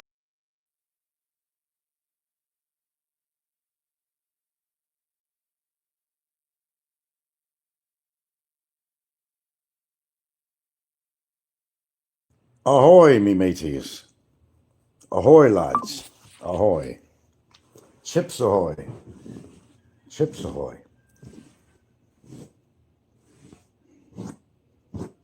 Okay. I got my phone on the charger. I didn't realize I'm in a red zone on here. So I have to quickly put this damn thing on the charger. Well, ahoy, everybody. Ahoy. I say that because I've been not following the troll channels, but actually I've been watching this guy's journey across the Pacific and circumnavigating. He's just leaving the Solomons now and going to go to Papua New Guinea. And he's got a nice little boat. He's got a nice little boat, sailboat, but he's got no wind right now. He's just on motor. Him and his wife, his little corky dog or whatever, and that. He's got a water desalinization unit on there. He seems to know his stuff. He's originally from Florida, actually from Pennsylvania, then Florida. He took off from Florida. He's been quite a few places. Well, yeah, he's 40 and his wife is 33. Now that's exciting. He's on every day because, it also keeps him occupied. And it gets his strength also, from boredom, from talking to people from all over. He's not rich or wealthy, but he makes a little money on his show, has a tiny bit tucked away in a bank, and he worked for a lot of years for Amazon doing, I don't know, deliveries or something for Amazon or something, I don't know. Saved his money to buy the boat. I forgot how big the boat actually is. But yeah, it's interesting. I don't want the trolls to come to his channel, so I'm not going to give the name of it. It's something that I like to watch every day because I feel like I'm part of his journey, and that's the whole part. It's never going to come that I'm going to sail around the world on a sailboat, but it's a very interesting way of experiencing that. Unique. He's got autopilot. I said, who's at the helm? He said, nobody. He said, he's got a little autopilot on there to keep course, and every now and then he just checks, makes sure he's on course. How come he ain't got your sails up? Well, there's no wind, and the only wind's created by his own boat, so his motor, I think he has a couple hundred miles to travel or something on there. But he'll go to, just like any immigration, if you're going to leave the country, it's the same thing. He checks into some island somewhere, goes to a port, and he has to check in, and also has to check out and all that stuff too. And he'll go to places that sometimes have gas supplies and possibly any small stores. He could pick up some food supplies and things like that. So it's really interesting. He's on here right now, but yeah, I've been watching him a little bit. They all took off to go to another town. They wanted to go into Bantayan, I guess. They all wanted to get out. I got the house to myself. Thank goodness. Thank goodness. I don't mind. I didn't feel like going up there. There's no reason to go there. I went shopping there the other day, but it's nice to have the house to myself, me and the dogs anyway. Silence is golden sometimes, but not all the time. Not all the time. That wouldn't be for me. Although, I lived on my own a lot. I didn't live with anybody. I didn't live with a girlfriend. Didn't live with a wife. Self-sufficient, and I did all that for a lot of years. But out here in a different country, nah. Especially getting older, I would not enjoy being alone out here in the Philippines of all places. I wouldn't. No, I wouldn't. God, all the AI out there, it's just crazy. Oh, they're showing these things with the floods in the Philippines and hundreds of dogs floating around trying to swim in the water. I'm sure it's probably happened, a few dogs here and there, but AI is pretty incredible. In fact, it's getting to the point it's sickening because, unless something's so really obvious, okay, and it's stupid, and you realize it's AI, some of it looks real. And a lot of people are very gullible out there. Oh, I feel so sorry for that animal. Or there's some ridiculous things on there too, And you got to use your common sense. Is that real or is it AI? AI has its, I guess it has its plus points according to what you use it for. But I think to create these ridiculous videos to make people believe that what you're watching is real, I think it really sucks because old days of good old reportage, people report stuff and film stuff that were real, that were really happening, and you could believe what you're seeing. Because not a lot of people involved even with editing and all that bullshit, especially with the AI. I want to know I could watch something that's real that's happening, not putting words into somebody's mouth and their face and everything else. And it's ridiculous. I mean, those days are gone. I don't know.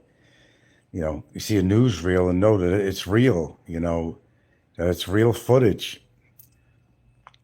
Yeah, it's an odd time me coming on here, but got the house to myself here, so I'm gonna watch a movie, I guess. I'm all foodied out. We've had plenty of food in the house lately. I've been pigging on. Not really. What did I have? I didn't have what did I do? Did I skip breakfast? What did I have for breakfast? Oh, yeah. Yes, I went to the store to get butter. I see. I have frozen broccoli, but I actually bought a fresh head of broccoli, which is hard to find where I live. Had it in the refrigerator for a couple of days. It was still nice and green, and cleaned it off. And I made a bowl of broccoli. But I said to Gilda, I said, "What am I going to do with this? I like broccoli, but only when it's flavored, mixed in with beef or butter on it or something." And I ran out of freaking butter, so I went downtown and I bought some butter to put on there and something else, and now I could eat it. And I didn't even eat all of it. I'm leaving it as part of another meal. I don't want to waste anything. Yeah, this little kitten died out in the backyard. Mama just abandoned it. I had to kind of toss it further into the forest so that I didn't have to smell it. I don't know. I adamantly decided, I've said it before and I gave in, but I'm not feeding the cats anymore. They have to forage on their own, and I've helped them out for a long time. Now it's become an expectation, as you would imagine, from the cats. And the reason I'm not going to feed them is because I'm not going to give the bones and throwaways and all that stuff, is because there's going to be new generations of cats. They're all getting pregnant. And there'll be new generations of cats being dependent on us feeding them and not foraging for their food like they should be naturally. God, I felt sorry for a dog down the block here that's always down the block. It's got all this, all red irritations. This big old black dog is just nailing that dog in the street. And I hate to see that dog get pregnant because she's not in good shape. And man, I'm just seeing more and more dogs in town. It's out of control. I mean, it's out of control. They're not doing anything about it. I mean, there's a shelter here. She's overwhelmed. She's way overwhelmed with dogs and reaching out for money. I don't even know how you control all those dogs. You got males and females, and she's not spaying and neutering all the dogs. Occasionally, somebody volunteers. A veterinarian may come over and do these services, but how do you prevent these? I mean, it's just creating more dogs by having all these dogs together. They're just going to screw each other all the time, and more babies and more dogs and more to take care of and more money needed for food. But yeah, the streets, it's everywhere. I mean, it's not just here, but I'm just saying I'm taking notice over here all the time that there is so many dogs here. It's just amazing, man. Hello, IKEA. Welcome back to my boat.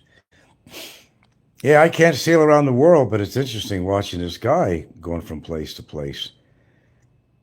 It doesn't even make you want to look at anything on YouTube anymore, really, because there's nothing interesting on. You want to listen to Jim and all his bullshit. You want to listen to fucked up people like Ricky, and you want to listen to screwballs and losers like Popeye and shit like that. Fuck, I had enough of that. Had enough of that. I mean, I seriously had enough of that. I don't even go there now. No, I haven't been to gyms. I haven't been anywhere. I'm just concentrating on my show when I do it and just kind of following this guy's journey, actually, because it's quite interesting, actually. How he does things, when he does things, how he handles other things on the boat, where he's going to stop off, and how, It's really not that easy just to go into port on some island somewhere because you're constantly monitoring the depth. Okay, you're looking at the reef, and tides, everything. I mean, it's not as simple. Like you're not going to pull up with a sailboat. You have a dinghy to do that. You're not going to take a chance with your boat. It's very expensive to go to land. I mean, shallow water, reefs, blah blah blah. So you got to take the dinghy to land.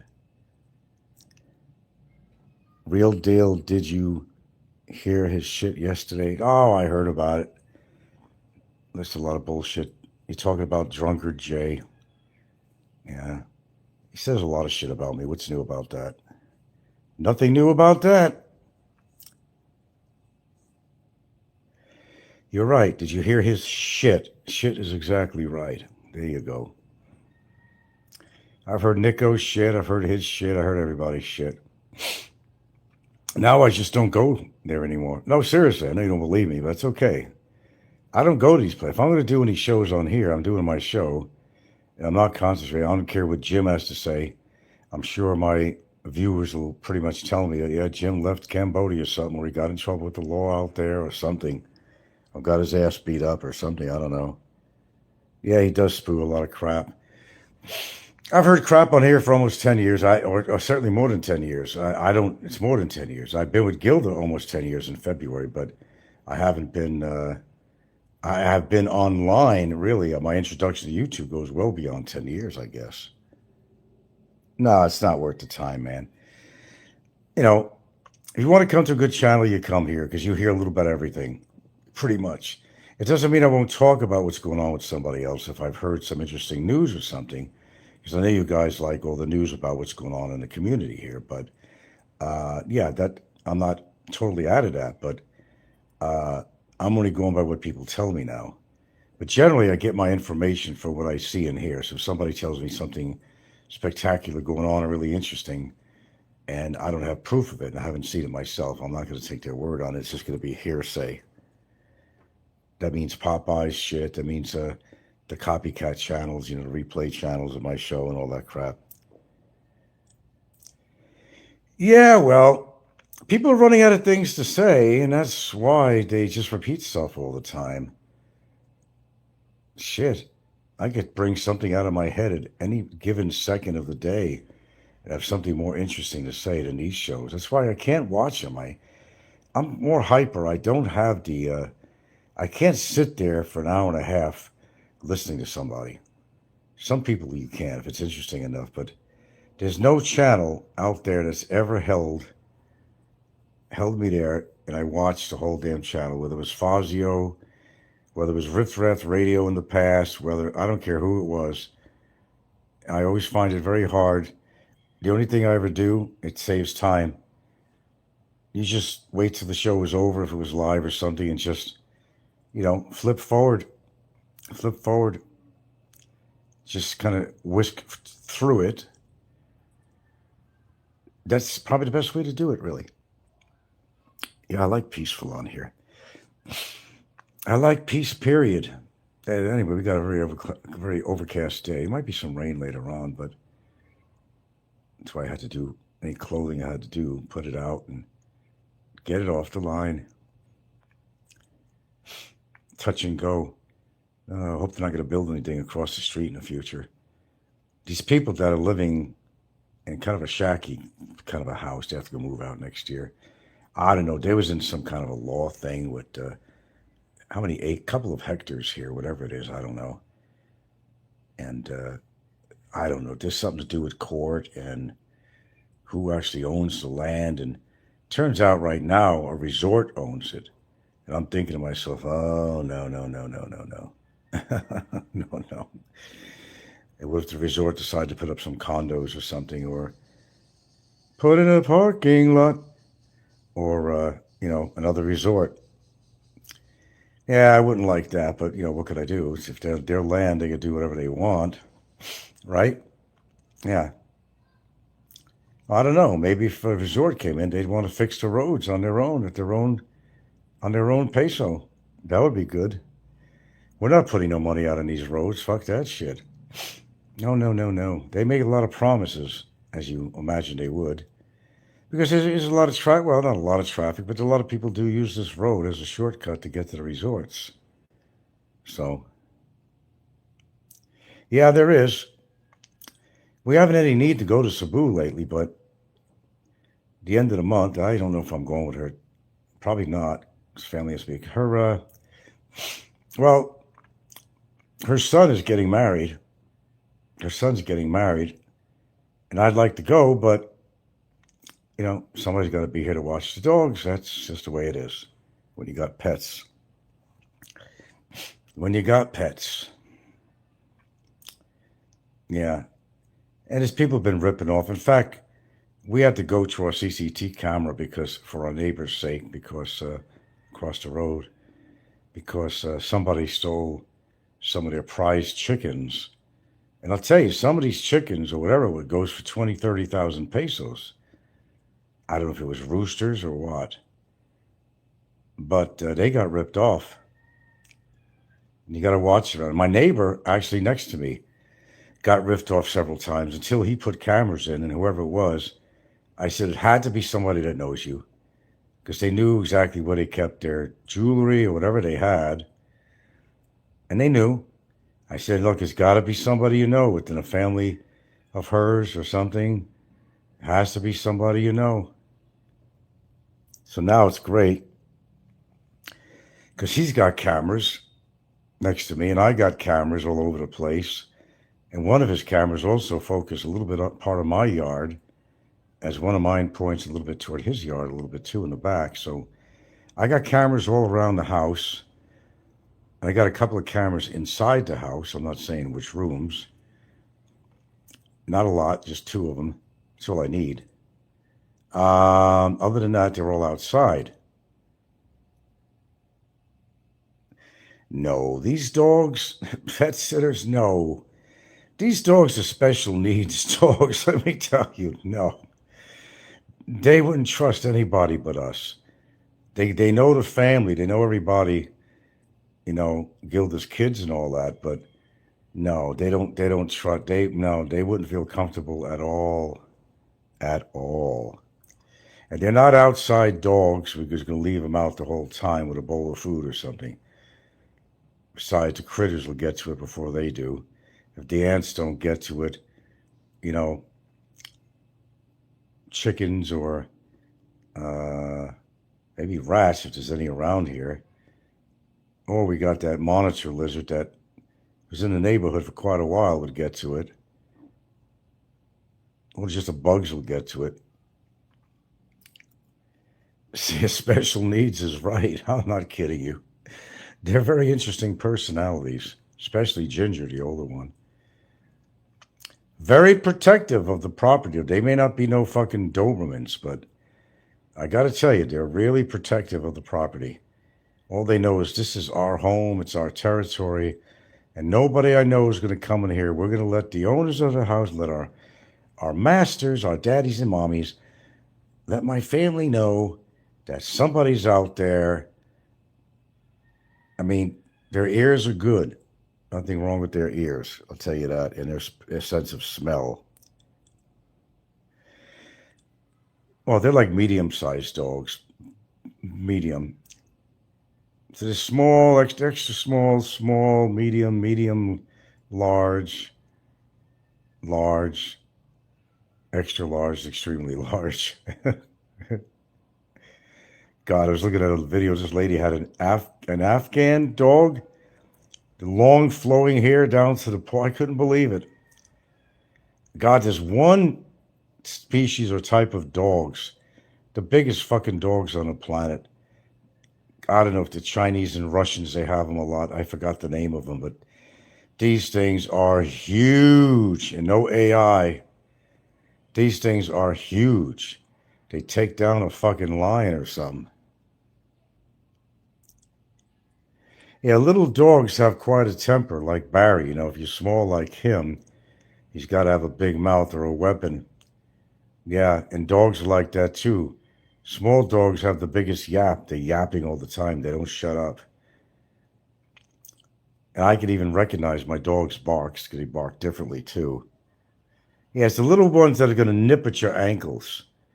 I went to pick up my daughter one time when she was really young, so I had to go to work, and I would normally bring her to the YMCA, but they don't open up till a certain time. So I had to have this lady that didn't live far from there to watch her for an hour in the morning. And I remember bringing her over there in the morning, and they open the door. They don't even stop the dog. It's one little knee biters. I don't know what the hell it was. Fucking biting at my not knee bite ankle biters, biting at my ankle. The lady ain't even stopping it. So what the fuck? Really? Get your dog. But I will tell you, after these two dogs, I'm still alive. By the time they go, no more dogs. I'm not taking in no strays, nothing like that. And I think Gilda would be wise to do that also, with no guarantee. I think I'm a lot more closer to the dogs than she is, really. Hell, I kind of tuck them in at night in a way. She don't do that. Before I go to bed, I have a ritual. I come up to both of them, say, good night, girls. You get some sleep, you get some rest. I got to pet them or rub their belly. And they expect that from me. I'm not shitting you, man. She don't even, my girlfriend don't even rub my belly before I go to bed. New hobby. Rehab center. Oh yeah, mosquitoes love your ankles, don't they? New hobby for animals. Yeah. Oh, I love dogs and all that, but it's a crying shame what I witness. Of course, you've been in Cebu City, you see that all the time, but all the provinces you see that over here on the island provinces, all that. It's disheartening. I mean, it's just really there's really nothing you can do. This cat, this little kitten I had to let die because there's nothing. He's too far gone, so he died. He was moving around. I thought he was dead already. What the hell's this kitten doing? Where's his mom taking care of the kittens? So I made up my mind. And I know Gilda laughs too, and our kids laugh. Oh, you know you're going to feed them. You always do. No, no. I took some bone, a chicken bone, whatever I had, which I shouldn't really, but my neighbor next door, it's not his dogs, but the lot way in back of him, one of them originally belonged, or both of them originally belonged to the owner. They moved out of town because they owed a lot of money to an Indian or something. I don't know what the fuck was, but they didn't take care of them to begin with. So they hang around my neighbor's house, the Australian guy, and always hanging around there for shelter and all that stuff underneath this awning. And I myself go there when I have something extra food. I give them it. They're both in bad shape. One is real old. It's got a limp because my neighbor actually ran over his leg one time with his electric bike. He got pus in his eyes. The other dog, kind of a tan dog, whitish tan, got pus in his eyes, and he's got a neurological condition. So I think the owners of that dog bashed him over the head and, hurt his brain neurologically because the dog, sometimes he'll have to tilt his head all the way to the side, a neurological condition, but he's still alive. Good appetite, everything else, but he's got pus in his eyes too. So they're not in good shape. One's older and one's. But that's all you see, man. That's all you see out here. Then I had these kids come up here, a bunch of kids. I don't know, I guess because it's Christmas time. I said I didn't have any change. I didn't have any candies. I didn't have any change on hand. No pesos or nothing on hand to give them. And they just come up and say, oh, we're hungry. Well, they didn't look starving to me. They were looking for money, They were looking for money. But I'm going to treat them like cats now because these kids were very well fed. They're looking for money. But, yeah, if I had candies and treats, for Christmas, I would give them it. I don't give out money anymore to nobody. If they're hungry, I'll be glad to feed somebody that's hungry. I don't have any problem with that at all. But I'm not gonna give out any money to, because sometimes the parents send them out.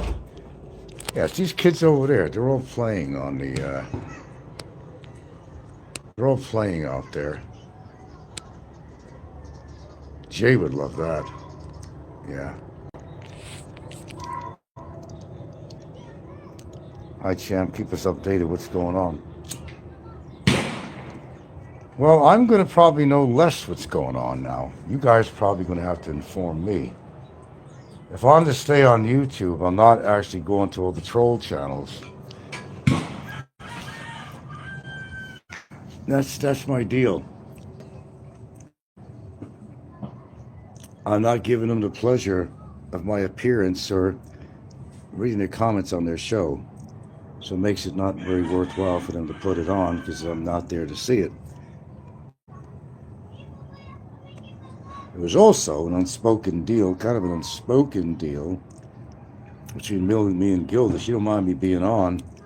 Do your show, whatever you have to do, but don't even go to those channels, okay? I won't. So it's my decision and hers. More of a suggestion from her. Yeah. Well, there's always going to be trolls out there. That's the way it is. We had somebody come over here to fix the brakes on the electric bike. So I didn't want the kids to be riding that. They weren't really, totally operational. Something was going on with them. I don't know what. But I get they had it fixed.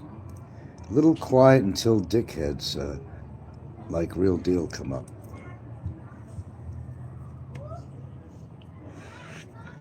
Yeah, people have been quiet. Even my informant has been very quiet. He'll write me. Famous Mario Brothers. Remember Mario Brothers? Even he's been really quiet. Bastos says, seems that the ET guy spams YouTube with lies about you. Ego is a weird relationship to it. All right. Well, ET guy don't even live in the Philippines. What's his? It's just like Don Cheadle. I don't know what their interest in the Philippines is. I have no clue. It's kind of bizarre, don't you think? They're shooting off these little caps. They put a little gasoline on something. I don't know how they do it. I've never seen them do it. That's these explosions that you're hearing in the background. You get hurt from that too. I got to fix my gate. My gate's falling apart. Not my immediate front gate, but the other one. One of the hinges is pretty much broken off. Always something to do around here. Home ownership. Oh, Frank, you don't own your home. Okay, who owns it? They say, oh, you might have paid the money for it, but you don't own it. Well, that's not really true. Because my name is on the tax papers, too. It's a 40-60 thing, if we really had to get down and dirty on it. It's the 60-40 thing. Her being 60, me being 40. But Jay's been spreading a rumor, apparently, that we're selling the house. We have no intent to sell the house. We have zero intent at all. I suppose if somebody saw my house, just saw my house, and said, hey man, I want to buy your house. I'll give you, $12 million for it. Fuck, I'd sell it. Fuck yeah. Fuck yeah. This house wasn't that bad when we bought it. We did put money into it, but we got in for cheap, and what the fuck? We could buy it for $12 million, but I still wouldn't buy a really fancy house for. If I was going to buy a house for $12 million, I still wouldn't buy it. I'd buy a nice place. I'd like to be still a certain proximity to the ocean, but a careful proximity. It would have to be a neighborhood that I felt safe in. I'd have to do exploring, like, neighbors, where they do karaoke, go there on an evening, go there on a weekend, see what you hear. Unfortunately, a lot of people make that mistake and they rent or buy, they got a lease or whatever they got, property that they find out later on that they made a big mistake. What car? I don't have a car. What car? All we got is an electric bike. I don't even use it. Neither does Gilda. Got it really for the kids. Used to get to school and so forth and so on, That was the whole idea. We didn't want to depend totally on my driver, but we tend to use my driver more than the kids because either one of them ain't here in school or whatever he is, and the other one's sleeping or can't get him up. So we wind up calling our driver, Mike Kaysen. Indeed, I remember him. They really tore him apart, didn't they? Made fun of his Of his death? Yeah. How could I forget that?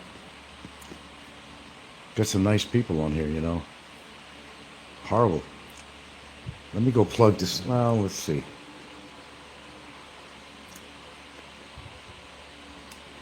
No car to sell. I miss driving, but as I said, look, I want to be fair about it too. I'm getting older. I'm in pretty good health, but I don't want to. I'm not a big chance taker with certain things. You know, I did enough driving in my life to satisfy a lifetime. Had some near fatal accidents. I'll tell you that. I didn't get hurt, but could have. One accident just caused a strained hand, but I never hurt anybody though in an accident though. People drive crazy in Seattle and Hawaii. Oh my God! But you think I'm going to drive out here? Even in my little town, I don't need a car. I don't need the maintenance expenses. I don't need the repair expenses. I don't need the gas expenses. And first of all, and most of all, at the top of the list, it's very easy to get into an accident. Driving in the Philippines is nothing but chance. Yeah. I witnessed these people. Either they're walking, they're pedestrians, or they're in some form of vehicle. And they're approaching an intersection and they don't stop. They don't even turn their head for ongoing traffic. And I'm thinking, are they fucking drunk? Are they drugged up? Can't be, because so many of them do it. They can't all be drunk and drugged up. I've never witnessed anything like this in my entire life. I don't know what it is, like some sci-fi movie or something with zombies or something. And I'm not exaggerating. I'm really not. I see this every single day that I'm downtown or anywhere. They don't look. They even have kids on their vehicles, on whole families. They don't look. They don't look. It's just weird. Totally weird. And that's how they get into accidents. There's always accidents here. There's always motorcycle or accidents or something. A lot of times they're drunk. Irresponsible, even taking their little kids. I've seen a woman, people many times, they got an infant, newborn, as a passenger on a motorcycle with the husband or boyfriend, whatever. Even the littlest accident could kill that infant. An infant should not be on a motorcycle, period. A motor scooter. Period. No question. Not have to think about it. But they do what they got to do to survive. They do what they got to do to get around. That's just it. Subsistence living, whatever works for them works. Doesn't mean that they make the best choices. But what are you going to say? You're going to come up to everybody and say, oh, you shouldn't have your baby on there. Yeah, then get knifed or shot or something, right? I was witnessing a domestic dispute when I first came to the Philippines over in Tiza, Lubangon. I couldn't get involved with it. First of all, I had a white face. I was a foreigner. I had no, you know, that was when I was hanging around with old Joy girl. She was no joy, though. She said, no, don't get involved, Frank. You had to let it be. So the neighbors that knew the family got involved, make sure the guy didn't want to beat up his wife. And I was standing there, and the guy, I told you how I am. The guy was like, you know, a third of my age, muscles. You know, I don't know what I was going to do, but I was going to step in if he started beating up his wife or something. I know I'd be knocked to the ground. But the neighbors, they came over there and kind of softened things up a bit, you know. Thank goodness for that. But I can't watch a woman being killed or being beat up by her boyfriend. But you, unfortunately, it's like the same thing I just talked about a few minutes ago, that you can't save every homeless, sick animal out here. There's too many. I ain't got the resources as far as medical supplies or knowledge to take care of a sick animal really like that, how bad they are. It's too many. Sometimes you can't be involved. You could pick and choose, which I've done. A certain animal, when they come into your life somehow, bring them outside the fence or something, bring them a bowl of water, bring him some food, but then the same thing's going to happen. That animal's going to hang around, just like those cats in the back are hanging around. So sometimes you got to make a decision, and when cats are hungry enough, they will forage around. But I got to lay down the law, and they're getting too intimate with me. They come in the yard, they're not scared of me because, I don't hurt any animals, and they're not, scared to walk right by me. They're not in fear at all because you don't bite the hand that feeds you, that kind of thing with the animals. Works for people too. So they're not afraid of me. A lot of times I go, get. They might run away, but not usually. But I got really mad. The mother of this one cat, how she abandoned her kitten. I said, fuck it, I'm not feeding you anymore. Don't abandon your little kitten like that. But you see, these animals know sometimes if they have a healthy kitten or not, and they will abandon them instinctively sometimes. They will abandon them. Some just, healthy or not, will abandon them too. More so for cats than dogs. More so on cats. Cats are very independent compared to dogs. But anyway, about animals anyway. I don't want to bore you with that. No, nothing going on around here. All I did today is a few lower cabinets I painted, and a shelving I painted this morning. I didn't have enough paint to do an entryway. I was going to do that, but I didn't feel like, and then I would have probably ran out of paint, so. Yeah. I try to do what I can around here. Now with all this sorting out of the garbage, we produce a lot of trash over here coming out from food and packaging and stuff, and oh God. And I just, now, they want us to segregate everything. And we still don't got it down where and when they're going to pick up this trash. But if you have trash bags, never mind not feeding the cats, but the cats will just go in these open trash bags. And I just cleaned up behind that fence that goes to my yard, wrappers and all kinds of shit that the cats get, and they bring there and they lick it, whatever, if they're hungry or whatever. Yeah. They're hungry enough. They let you know. They know exactly when we cook. They got good noses. They got a good sense of smell. You'll hear them meowing out there. And just to call them, if I really wanted to feed them, all I have to say is meow. That's all I have to say. And they run out from wherever they are.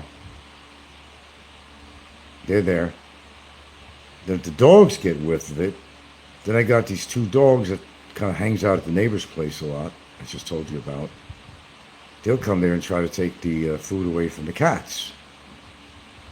And then the wild chickens come there and try to get the scraps. So it's like a whole eco community you're feeding here, And what is left over, the bugs will get. So, whole big ecosystem. Not far from the truth, actually. Sell the car. Oh, yeah. No, well, as I said, no cars. My days of driving are over. That's it.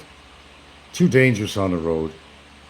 I mean, I'm a good driver, but, somebody could always make a mistake, and I don't want to run over some kid or something that runs in the street. How would I live with myself? Besides that, I'd have to move out of town.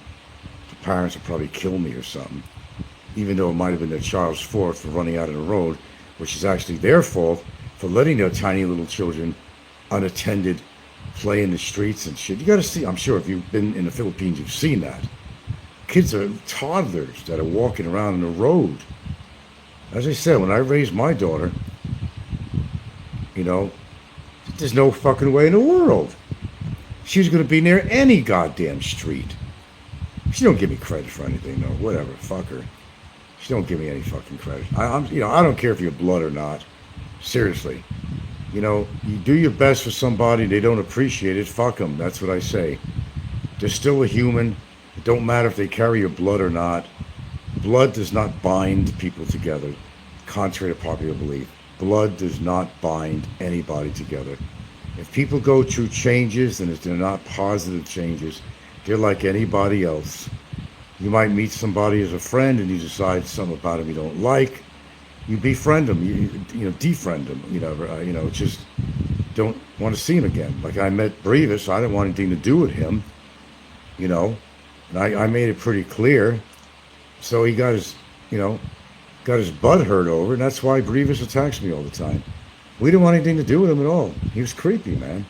He was a bona fide stalker by definition and behavior and everything. He was a bona fide stalker. I didn't want him around here. Fuck no. Fuck no. We both made that decision once. It wasn't just mine. It was me and my girlfriend. Didn't want that creep around here. Nor did I want Barry. When Barry, where I used to live at the other place, came over with Gigante, I didn't invite him over, and I wouldn't have. He came over on his own accord. I didn't want him around. Came over a couple of other times when he was in the area, purposely showing off that he knows people on Bantayan Island, like it was a holy grail to know somebody on Bantayan Island. Some creepy chick, but she was nice though, but he fucked her over real bad. Well, her fault too. She gave in. Because she was so abused by men. And Barry knew how to find abused women. He sure did. He found this one. Had his way with her. That's all he wanted. And she didn't care, actually. She talked to me and Gilda inside when he was outside talking to Gigante. And, all she had was guys that were abusive. So she always found herself in abusive relationships. So there you go. That's a choice that you have to make. Right? That's your life.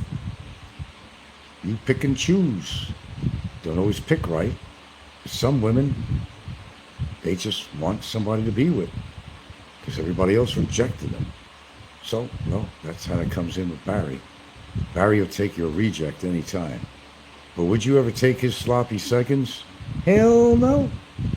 Hell no. I'd never take Barry's sloppy seconds. That's for damn sure. Can't even think about it. That would be pretty gross. Anything that Barry was in, I ain't going there, man. Anywhere he stuck his pecker, that's no man's land. Oh, I imagine he is and always has been. Barry hardly ever showered, if you knew that. Prior to being in jail. They don't call it jail, though. He hardly ever showered. We know that because when he did, that's when he would announce it. It's like, something special is happening. He would actually tell people that he's going to take a shower. In between, he never say nothing. When it came time to take a shower, he would always mention it, which means that's the only time he took his shower. Pretty gross, huh? I wouldn't be surprised if he's got some venereal diseases or something, some STDs. He has to. He's been in places where no man should ever be. Especially being in jail now. Damn. Wonder if anybody ripped him another asshole in there yet. Gross. Gross. Gross. Okay, what else is going down in Funky Town? Not too much that I want to talk about on here. Or too personal. Nothing that's worth talking about, really. I got tired of watching Jim, but please tell me if when Jim crashes and burns, I want to know about that. Well, shit, unfortunately they pop out on my phone when they go live. I must have added them or something, so they pop out on there. So I know if they're doing a live or something. I have to change that. That had to mean I subscribed, didn't it? Yeah, I'd have to unsubscribe or something. Speaking of ankles, I'm getting itchy on my ankle. Just talking about it. But see, I can't put myself around people like that. That's just me. I'm very picky who I want to be around. I'd rather be totally alone than to be with anybody, woman, man, whatever, that I feel uncomfortable with. What do you want to do? You want in and out all the time, don't you? If I open the door, you're going to look out, then you're going to want to... See? I open the door, Ginger don't even want to go out. She'll just go lay down. She has enough air conditioning in the room, so I open the door. She wants out. I think she wants outside, but she don't want to go. She's comfortable in the house. She's getting old. This is her comfort zone, her protective zone. She's a protector. You know, she's watching out for the house. Oh, they had a couple of coconuts today, I've seen. A little coconut water. I think they drank it all. I would have liked some of that. I wish they would have told me. A lot of good electrolytes in there. I don't know. I'll tell you one thing, and I'm getting so tired of eating chicken. Neighbors had given us stuff. We had a roasted chicken yesterday with potatoes I ate. And I'm like, I'm at the point where I am just chickened out. And it gets to a point that, I'll be honest with you, man, I don't even know what to eat anymore. It's not like I've been doing some shopping at S&R. I haven't done that for a while, actually. But I gotta tell you, I don't know what I feel like eating anymore. If there was another kind of food, I'd consider it. You know, you got beef, fish, pork, chicken, whatever. But I don't know. And it shows. I lost about 5 pounds. Oh, I got this cucumber water I'm drinking right now. Told you I eat good shit. But Colin says, same old guy was mouthing off this morning. Sounded like a Popeye chap. Yeah, more likely. Well, really, I mean, I don't even know how the local people do this. I don't even understand how they do it. It's called, you know, subsistence living, whatever. They eat the same shit over and over and over again. Two things: they're afraid to buy anything that's different, or they can't afford Western food. But you know, you give a Filipina or Filipino, you give them a bowl of rice, they don't complain. They love it. They don't even need to be flavored. They don't need any seasoning on it. They don't need anything. I need something in it mixed in with it. Vegetables, meat, whatever. Butter, my favorite. You know, fish. That's what they're used to eating. From when they're a child, that's what they're brought up eating. Let's see the scale. This scale is really messed up. It's not accurate. Let's see on here. Let's see. It'll go from high to low, low to high. Okay, the highest measurement was actually 160 on here, not 158. But if I'm 158, then I definitely lost a few. I'll get off again. So this thing is all banged up. Okay. Cracked and everything. This is measured in kilos. Okay. See, went to 161, went down. It's just all fucked up. Yeah, we can't rely on this. But I know I lost weight. It's a good weight to be, too. But I'm more comfortable around 71 kilos. I'm actually comfortable around 170 in weight. 168 to 170 I could handle. I'm comfortable with that, but I don't like to go down to the 150s, although that would be well within a normal range weight, even down to 145, which would be impossible. There's no way, you know, be anemic. I don't know, I'd have something wrong with me. If I ever got down into the 140s, that is not my biology. That is not, there would definitely be something wrong with me. There would be absolutely no question that I got an illness or something, because there's no way in the world I'd ever get into that low of a weight. I never have. That's how I know. Would you consider streaming workout videos? No, that's my private shit. I don't even like being on fucking camera, nevertheless, you know. I told you, I'm not a TV personality. I'm not selling a product. I'm not trying to sell myself either.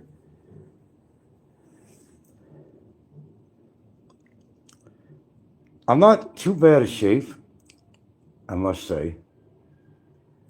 Of course, there's better things I could do for myself, but I'm not that bad a shape, all considered, actually. I monitor things I eat. They had cake left over. I didn't take it. Neighbor brought because they had an anniversary. They brought over two big, huge chunks of two different types of cakes. And I had a little bit yesterday. And there's still some cake left, I think. Very tempting, but I don't want to touch it. Because I want to watch my sugar level. And it's not that, my reading was so bad. Oh, shit. Hold on. 2%, huh? 2%? Are you kidding me? Okay. Well, he is 200 plus. Yeah, he is. I don't know why he keeps on showing off his body like it's so special. And I'm sorry, he's cheating it. When you're taking steroids, I'm not going to give them kudos for that. Anybody could build up muscles if you're going to be on steroids all the time. Even me. But I wouldn't go that route because it's also a dangerous route, too. But they have to find out for themselves, really. You have a lot of discipline and willpower. No, not as much as you think. If I'm really hungry and I happen to see a little packet of Oreos around, there's a chance I might take one of them. But like I said, no soda. I don't drink soda. It's the worst thing in the world you could drink. Hell, I'll eat broccoli for breakfast. I'll eat kidney beans for breakfast. According to what I have. I always have oatmeal. If not every day, every other day, I might eat a bowl of kidney beans. I might have a salad in the morning. You don't need to have eggs and all that kind of crap in the morning. I don't eat sausages. I got scarred last time. Ricky came over and ate all our Hungarian sausage. He scarred us. Absolutely scarred us. When he scarfed it down. Even notice my neighbor's got a big-ass Santa Claus belly, man. But you can't tell, when you got all that visceral fat underneath there, man, that's the dangerous shit. But what are you going to do? You can't tell your neighbor what to do. Nobody's going to listen to you. They're going to do whatever they want to do. It's like, you have no right to tell them, hey, you know what? I notice you got a big-ass belly there. You can't say that. You can make suggestions to people about this and that, but you can't tell them what to do, man. I can't even tell my girlfriend what to do. I automatically take certain vitamins, certain supplements, a lot less than I used to. Oh, a lot less. Because I'm learning more and more about them. Now I've narrowed it down to maybe 5 or 6 supplements I'll take a day. Well, I used to have a hell of a lot more than that. A hell of a lot more. Said he was 6'2", 259, whatever, 250. He might be around there. There's nothing special at, Jim, And I've been, when I've been listening to Jim, he's been progressively, good combination of words, progressively deteriorating. Progressively deteriorating. He really is. He's going out of his fucking mind, man. He can't shut up about his wife, Dexel, because probably has a warrant out for his arrest for number 1, adultery. Number 2, which is really number 1, is he had a case going in court with some Filipinos, an incident that happened, blah, blah, blah, blah, blah, blah, blah, blah. He's afraid to go there because he'll get killed. But he's been knocking the Philippines left and right. He says, oh no, I still love the Philippines. But there's so many problems there, and it's crappy for this, crappy for that. I love Cambodia now until something happens in Cambodia. Then he'll move it on. He'll move on. Herb Ever Smells. How interesting is that? You had to retract your message, Chiboon. You want anybody to know that I gave you, that you were asking about Jim's channel? Why is that? What are you worried about? Got 15 strong, 6 thumbs up. You're being generous today, huh? I wish his phone was charged up because I hate sitting in one place. I told you I'm pretty hyper. That's why you'll know when I tell you that I don't watch somebody's show all the way. I don't. I don't have the patience to go to somebody who I just whiz through it, generally afterwards, mostly, and listen to what I want to hear. I just zip through it. If there's anything interesting to listen to, I'll listen to it. But right now, I haven't been doing much of that. I've selected channels that I'll go to now. But mostly, as I said, I've been spending a lot of time watching this guy kind of travel the Pacific and circumnavigate the world. Bastards cult is back. He can't stop talking about Dexel, all the money he lost in his head.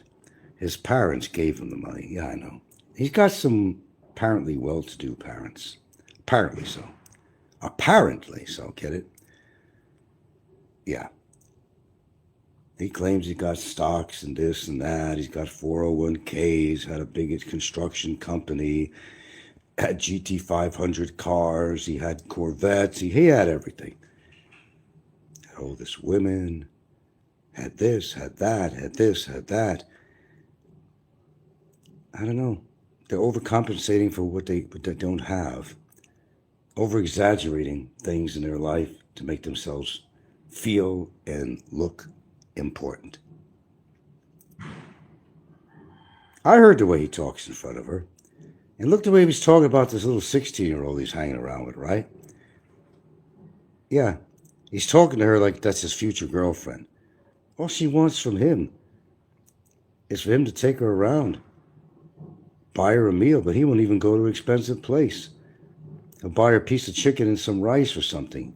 He doesn't spend his money. That's why I know him God, and that's why he's always pushing for that buy me a coffee thing on YouTube.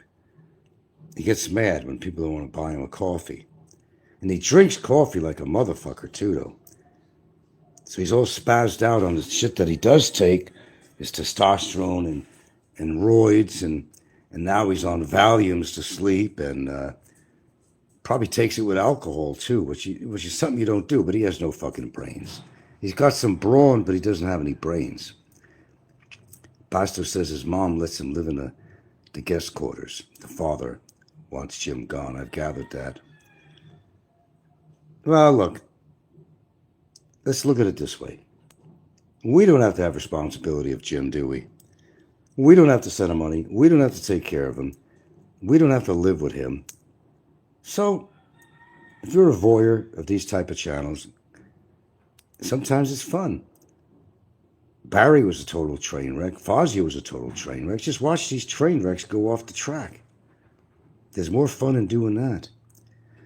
Jim is hoping he can live in $100 a month and room from YouTube donations.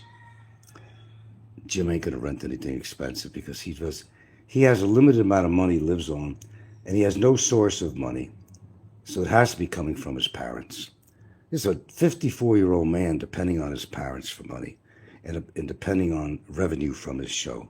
That's pretty sad when it has to come down to that. That's really sad. Really sad. Unplug this for a minute. What you doing there, ginger girl? What you doing here? She likes to be near daddy. Yeah, in a little bit, I'm going to try to find some movie to watch in peace without anybody here. Well, I hear music in the background, a band. Same drum beat. They're teaching the same trombone and drum beat and that you will hear in every parade. No variety. They just teach them one thing. One thing. And they're setting off those little blaster caps, whatever the hell it is. You hear that in the background. And now I'm hearing the trumpets going off. Listen, wait. Well, you hear the drums, if you can. Then the trombones will come, the trumpets.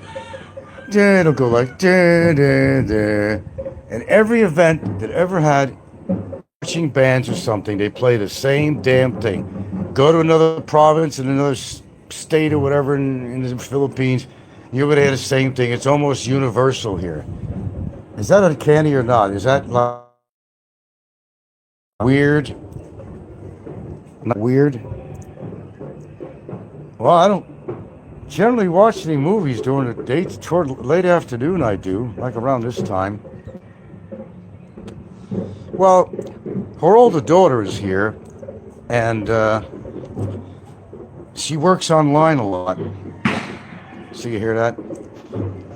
Now you hear the drums too. Same thing they play. Same damn thing. So, out of respect, I kind of let her do her thing. But when you got the whole basketball team here, Papa likes to hear that. When you got practically the whole basketball team here, watch a movie because they're all in the living room mostly. Every one of them has got their laptop or cell phone on. Every single one of them. It's amazing I get any signal at all. Have a break, Frank. Have a Kit Kat. I love Kit Kats. If I had a Kit Kat around here right now, I'm on it. So I gotta watch it. I don't have diabetes, but according to, as I explained, if you ever went for an A1C, it's not totally accurate because it's really according to what you were doing during that 3 months. If you went prior to those 3 months, if they went back 6 months, not 3, because the way their tests work is that their test could actually account for approximately 2 to 3 months back, if you didn't know that. Well, now you know it. During that period of time, yeah, there were events, this and that. There was ice cream around, home-baked cookies that someone made or a store made, things like that. I mean, I don't eat chips or anything like that, potato chips. I don't eat anything like that at all. Very rare you see me eating a potato chip or something. It's all years and years and years ago I used to. But during that period of time, for those 3 months, yes. So what that test does, it has a way of going back between 2 and 3 months, is what they said. And whatever, your glucose activity was in those 2 to 3 months is balanced out or averaged, and they come up with a number. Okay? How they do that, I really don't know. I have no idea. And I got a 5.7 A1C, which is close to being, well, it'd be pre-diabetic. Actually, no, it's considered. They want you to be under 5.7. So I would be considered pre-diabetic. It means that warning sign, red flag, don't let it go over 5.7, because then you're going to enter Ricky's territory. Ricky's a 6.1. He said it himself. So Ricky is actually well, no, he knows shit. I mean, you know what I mean? No shit. Of course he is. Ricky is actually diabetic amongst having high blood pressure and every damn thing else you could think of. So he's on his way out. Would it be a surprise to anybody on here? I don't really know how the hell we know. Something happened to Ricky. How would we actually know? We probably wouldn't. I mean, who's going to tell? I don't know. Who's you going to leave note for? Hey, if I die, man, I'll somebody let you know. I doubt he's doing that, Speaking of break there, Colin, I'm going to take a break, and I'm going to let this phone charge up anyway. So, with that being said, I am going to watch a dang movie. That's exactly what I'm going to do. Sit down and chill out. Don't paint anything. Don't do anything today. Just go and watch a movie with my 2 girls, Sal and my favorite, well, they're both my favorites actually, and Ginger. That's what I'm going to do. Oh, here's a good charger right here, right near my chair. They got an extension here. I didn't know that. There we go. Watch anything for Jackson. What does that mean? Oh, is that the name of it? Anything for Jackson. Not sure what it is. Is it on YouTube? Or is it on Netflix? Colin said, need 2 tests over 7.0 to be considered diabetic.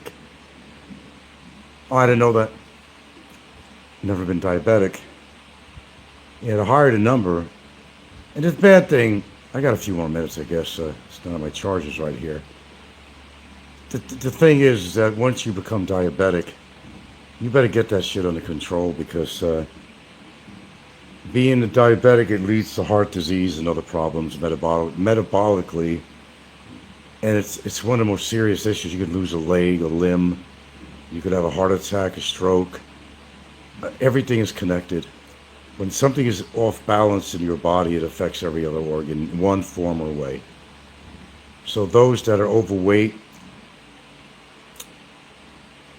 they have a fatty liver, and if you drink, and people think I'm joking about that. People think I'm joking about that. If you are a drinker, you know, and you commonly do drink, and you don't have to drink every single day. Alcohol, like any other thing, like tobacco, nicotine, whatever, it does not belong in your body. But drinking is actually more, hits you in the face a little bit harder and quicker than smoking. It goes through your system as a liquid. All your organs are affected by it, initially the liver, and it just really puts your liver in a frenzy, which affects other functions of your body too. Not many people realize it. Think, oh, I just have a drink now and then. A drink now and then is not going to probably kill you. And it's probably not even going to live. But what you got to know, how toxic liquor is to your liver. It can affect your kidneys too. It's not just your liver. Everybody thinks it's the liver, but it's your kidneys too. It's really toxic. And you got to listen to these shows and look up the information to understand what I'm saying. You don't always want to take my word for it, but I'm telling you what I've learned. And people have been drinking for years saying, fuck it, I like to drink. I go out, have a good time, and I drink every time I go out. Oh, I just get plowed on the weekends or something. That's still too much. You shouldn't have any alcohol in your body at all. I mean, zero. Zero minus zero. Chronic alcoholism can raise blood sugar. Absolutely. What do you think a lot of this shit? What do you think rum is almost all sugar? All these liquors, have a lot of sugar in them. So if you're diabetic like Ricky, like what the fuck? What is he thinking? I just think Ricky don't care. I've said this before. I think Ricky knows. Obviously, he knows everything that's going on with him medically. He definitely is, hypertensive. He is officially diabetic. Does have sleeping problems. He has to wear a CPAP. And I saw that table of his in his dumpy little room. There must have been 12 bottles of medication on that table. I didn't count it, but if I had to say, it had to have been about 12 bottles of medication there. Wow. You are a big fan of Bang the Doc. Berg. Eric Bergman. Well, my friend, sorry I had to bring him up. Eric Bergman is a big fucking fraud. First of all, Eric Bergman is not a doctor. He's a fucking chiropractic, number one. Number two, Eric puts on this show not to help people, but he is sponsoring and has his own product line that he's pushing on his show. It's all about making money. It's all about his products he's pushing. He's even giving misinformation out about a lot of medical things that he's been proven wrong, and people have attacked him for it. Eric Berg reads. I want you to understand what he does. Like I could read something and I could tell you something, right? Maybe it's something I really don't know, but I read it and read it to you. As if I've had all this. Well, you do have the knowledge after you read something, but I research stuff. Eric Berg is a fucking chiropractic, and he's pushing his products to make money. And he's going to tell you that you need something when you don't. And he's also going to give you false information about everything from the dosage or what this product does for you. And a lot of these products don't do shit for you. But he's going to promote these products. No, he's full of shit. I'm glad you mentioned him because he's a total fucking fraud. I don't even watch him anymore. There's a few guys in there that are okay, There's one Indian guy who's really good, and there's another guy, and I'm trying to remember their names because I don't watch them all the time. I may come into their feed accidentally and I'll watch it, but or if I'm looking up something and they come up under whatever I'm looking up medically, yeah, I'll definitely watch them. But you got to understand, you go through a whole show of theirs, and you think they're coming on just to. I just want to let you people know that this ain't good for you, and please don't do this and do that. But I'll tell you what, I got a product though that'll cure your snake salesman. I got a product that'll cure your ailment. And they turn everything to their advantage on there. And people, they like yourself, you swear by them. You believe everything they say until you find out that they've been under attack by a lot of other medical people, real doctors. The information that Dr. Berg, as he calls himself, the nerve to even call himself a doctor. Let me tell you something. I had a chiropractor, and I had a case going on years ago when I worked for the city, and I did not have the proper orthopedic doctor, but this guy knew. But this guy, I must say, was very learned, very, very. Tried to use him as a medical witness, and they wouldn't take it because he wasn't a real doctor. They may call themselves doctors because it gives them status. What do you do for a living? Oh, I'm a doctor. But then they don't tell them they're a chiropractor. And since I'm talking about a chiropractor, don't get any neck adjustments from someone that says they're a chiropractor. Because neck adjustments, they can easily make a mistake. It can leave you paralyzed for the rest of your life or kill you by cutting off blood supply to an artery. I had that done a couple of times. It hurt like shit. Felt your neck crack, and didn't do anything for me. But then I heard all these cases of people who were dying at the hands of a chiropractor that didn't know what the fuck they were doing. Maybe they weren't even a bona fide chiropractor. They were kind of more of a naturalist type of person, kind of a, grown-up hippie or something that, likes to sell little tinctures of medicine and to make a little living, and they decide to put a table. I went to a guy right in Hawaii over in Kalapana, out in the boonies where all the lava fields were, in the community around there in Kalapana, and I went to him, didn't do shit. He was making good money too. All the, natural people were coming to him, all the tree huggers and all the wannabe or pseudo hippies would go to him. Oh, he did such a wonderful job for me. It's all psychological. They don't know what they're doing. You'll be paralyzed for life. Don't get neck adjustments. I'm telling you right off. Don't have to listen to me, but don't bother to get neck adjustments. Very dangerous. Even chiropractors have been in practice for a long time. They make mistakes. Then you got the careless ones. Write it off your list. You don't need a neck adjustment. With that being said, I need a TV adjustment.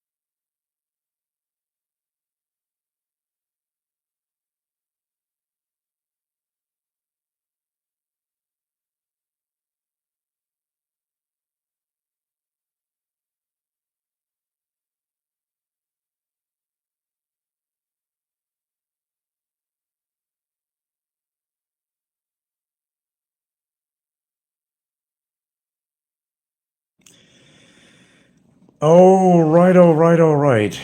Welcome, welcome, welcome, welcome.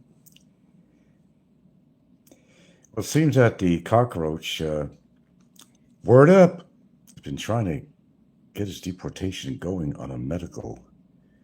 And he's tried this over and over again. And he gets told the same thing. You have nothing serious wrong with you that you need to be deported to get to a medical facility. And they also said, if you had any medical problems, we have our local medical doctor. And if it's beyond the prison's assistance of what they call their medical staff, which really isn't existent, they send you to a public hospital. Now, that's been his plight for a long time, to try to get himself out of his present situation. But it hasn't worked for him. And he's tried this numerous times, all the way back to Mandawi. And all they did was escort him at his own expense, if you remember that, to a medical facility to get a checkup. Apparently, he's been having a pretty hard time behind bars. It's not been very pleasant for him.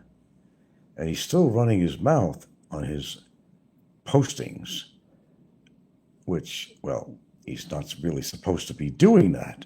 But you know our friend. Some people never learn. Yes, he's still hoping and praying that I get deported or something happens to me. But I gave him just one sentence on that. Well, what if that doesn't go your way? Hello, Mr. Bill. Mr. Bill, there you go.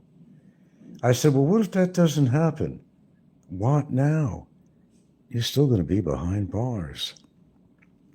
That's just the way it is.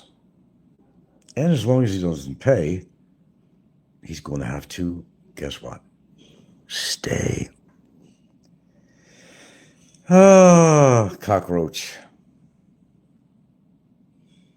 Said hi, hello, Ramadan, whatever.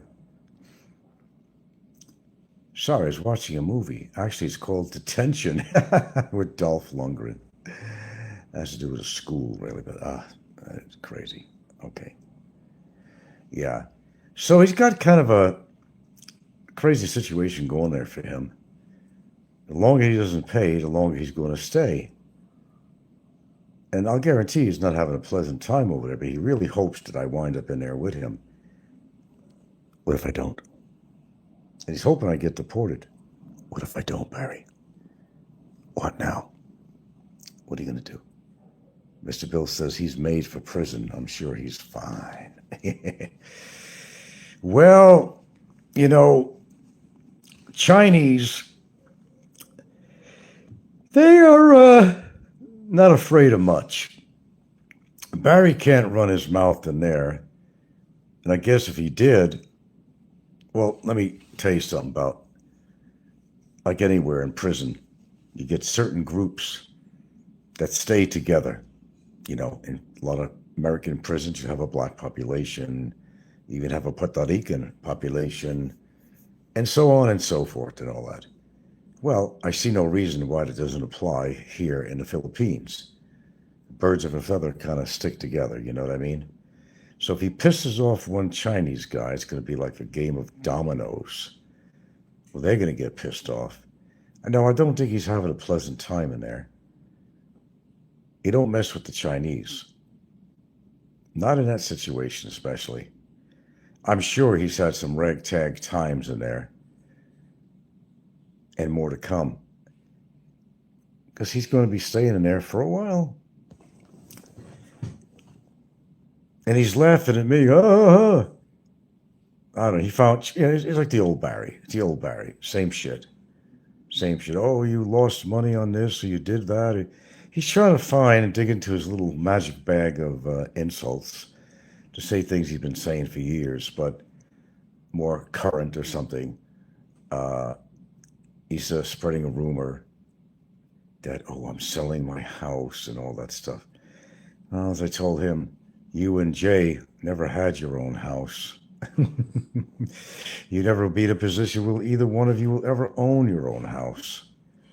So these insults just, they don't stick. You're throwing something against the wall like spaghetti and hope that it sticks. I mean, it's just not. There you go. Mr. Bill says the irony lives in the Philippines 20 years. The irony lives in the Philippines 20 years and leaves speaking Mandarin. He's going to have to learn Mandarin. Yeah. Oh, he said he built up his biceps too. I got to see that. Please put a picture on there, Barry. No IAI. Let's see how you build. I said, I hope you're doing something in there. Something, anything to occupy your time besides put occasional postings and listening to other people's shows and commenting on them.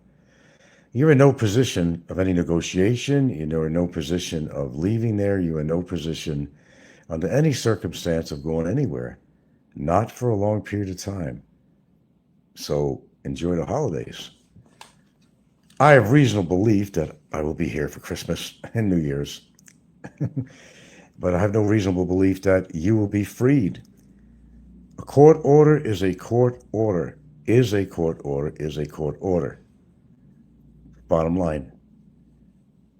Don't pay the fees. Don't pay the fines. You ain't going nowhere. And I mean nowhere. Enjoy the lovely ambiance of your 5-star lifestyle.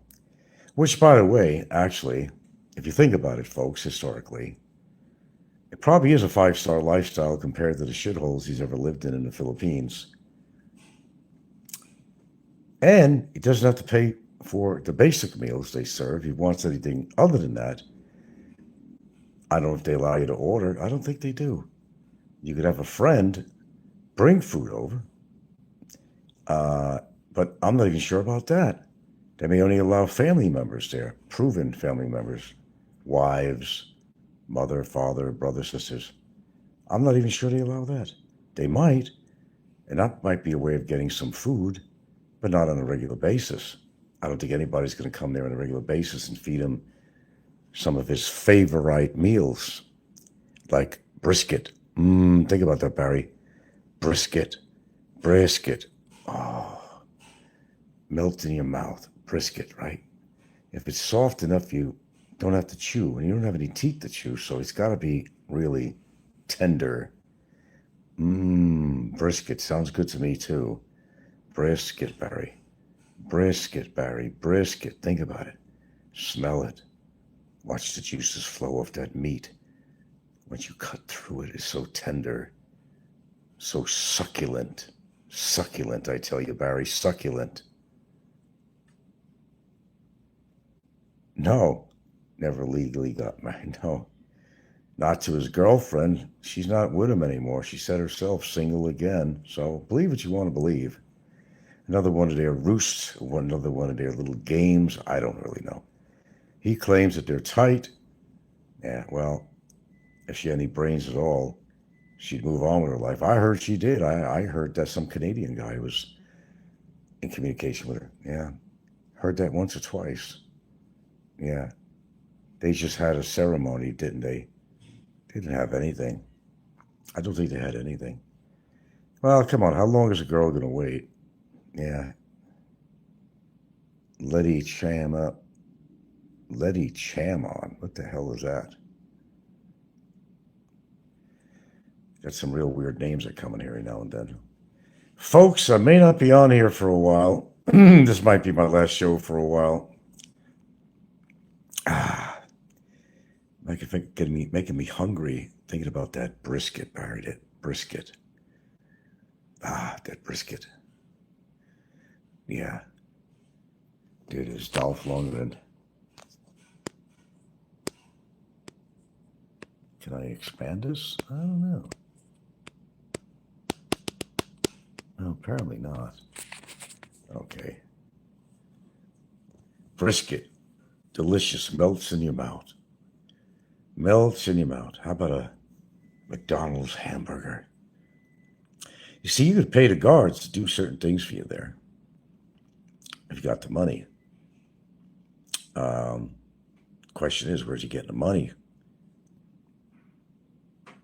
That'd be a good question. I really don't think anybody's exactly coming over there to visit him, unless he's still technically has any sort of relationship with his lovely, repeat, lovely woman.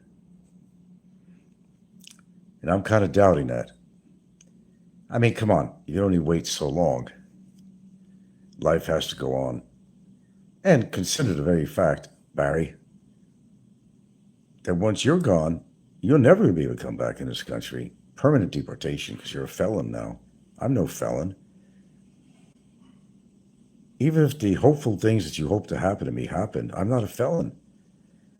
Do you realize, folks, that this is more, and Barry, this is more of a civil matter than it is anything else. It's not criminal. Didn't commit any crimes.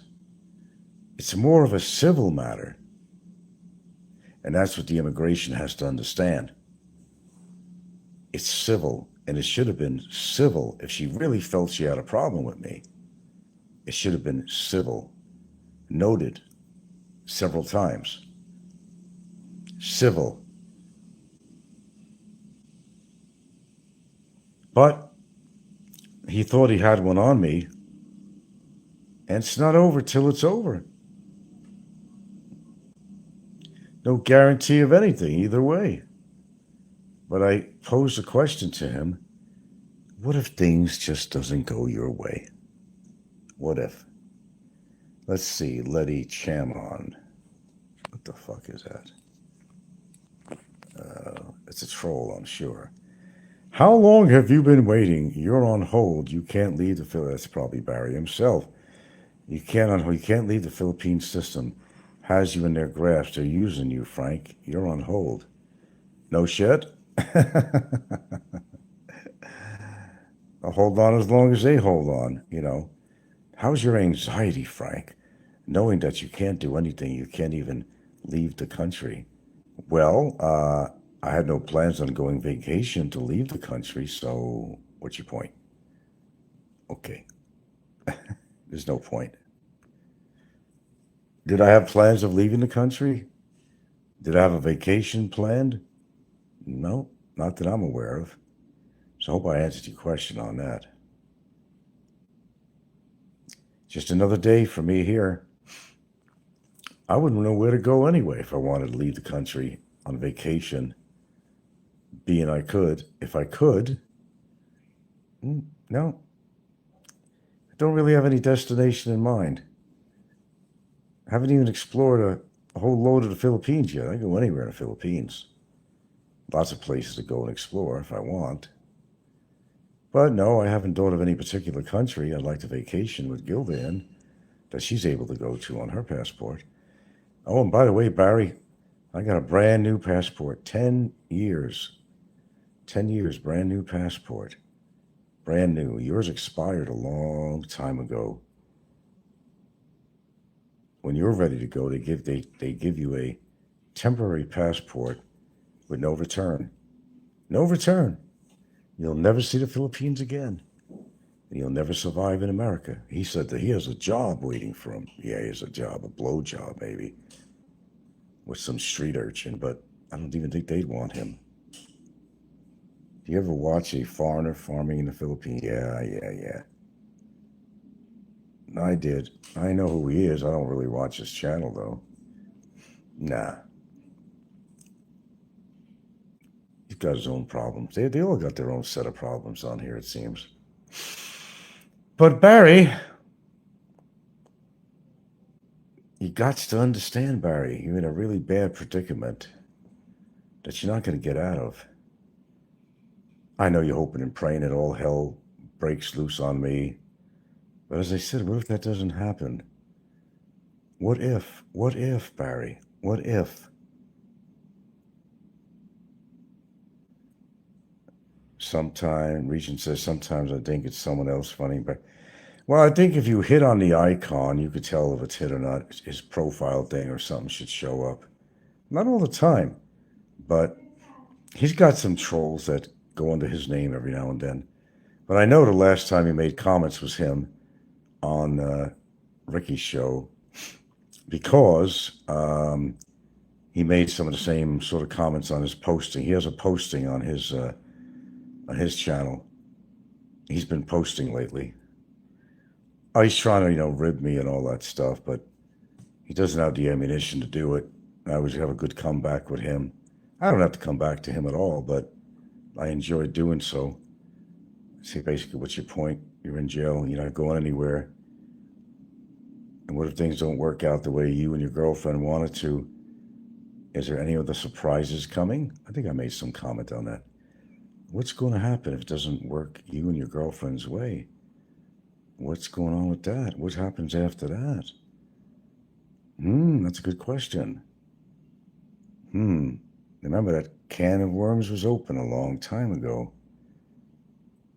I know the actual channel, but could it be Brevis typing? Obama gave Brevis his password. Well, I don't know whether Obama gave Brevis his password. Could be.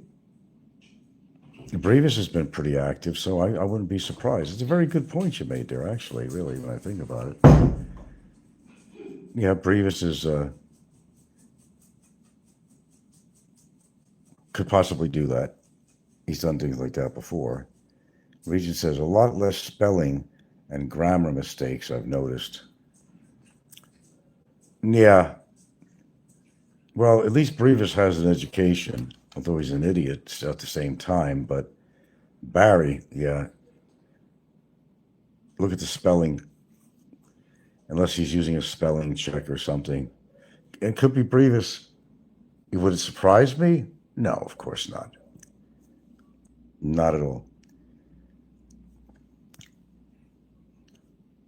What does that smell? I had this alcohol I put on my hands, and kind of a scented alcohol. I don't know what the hell that is. Sometimes I don't even know what I'm spraying. I don't even know what I'm having for dinner tonight. What surprises do I have? He was in the other, yeah, I know, Mr. Bill. He was in the chat last on the stream just as you finished. Yeah. I mean, he was on, it was Ricky's show, right? Or was he on my chat? Because he's blocked. It was funny. He said, I hear you talking about me. Oh, you mean on my chat? See, if I blocked him, I can't see his comments. Regent said, in Cebu, Obama would come on people's panels and speak. Since his transfer to Manila, it's never happened. He's been in there a while, hasn't he? Each year that went by, he says, I'm going to be out before Thanksgiving. I'm going to be home by Christmas with my family, but the family wants nothing to do with him. He has no friends out there helping. If they would have. Even his own ex, or whatever she is to him now, girlfriend, did nothing to help him at all. You mean to tell me her family's not behind her?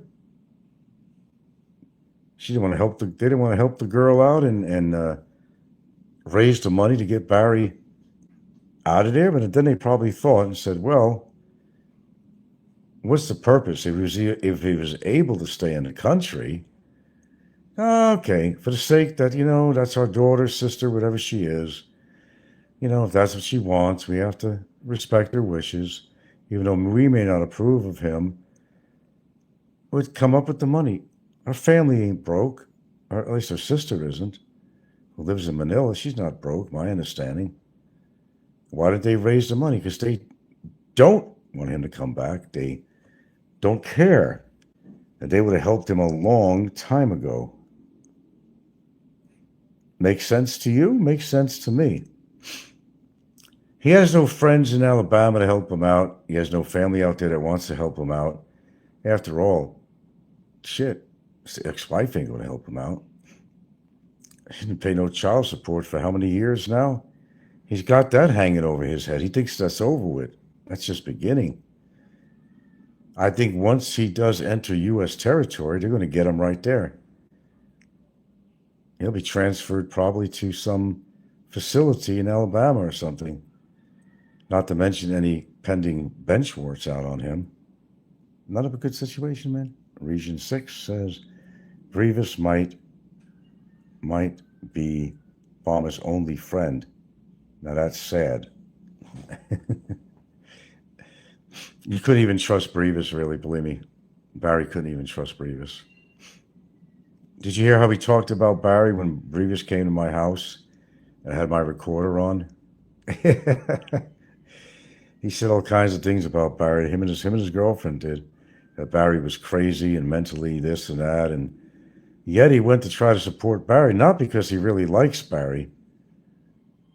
It's because just to get to me. That's all it's ever been with anybody who's ever supported Barry, financially or any other way. It's just to get to me. What? I couldn't figure that out. Yeah. Well, apparently they allowed Barry some phone time because that was Barry's comments on Ricky's channel last night. Region 6 says, Grievous just doesn't. Yeah, he's an attention whore. He does it for everybody says the same thing. Grievous is as obsessed super fan in the genre. Always obsessed to me when he first met him.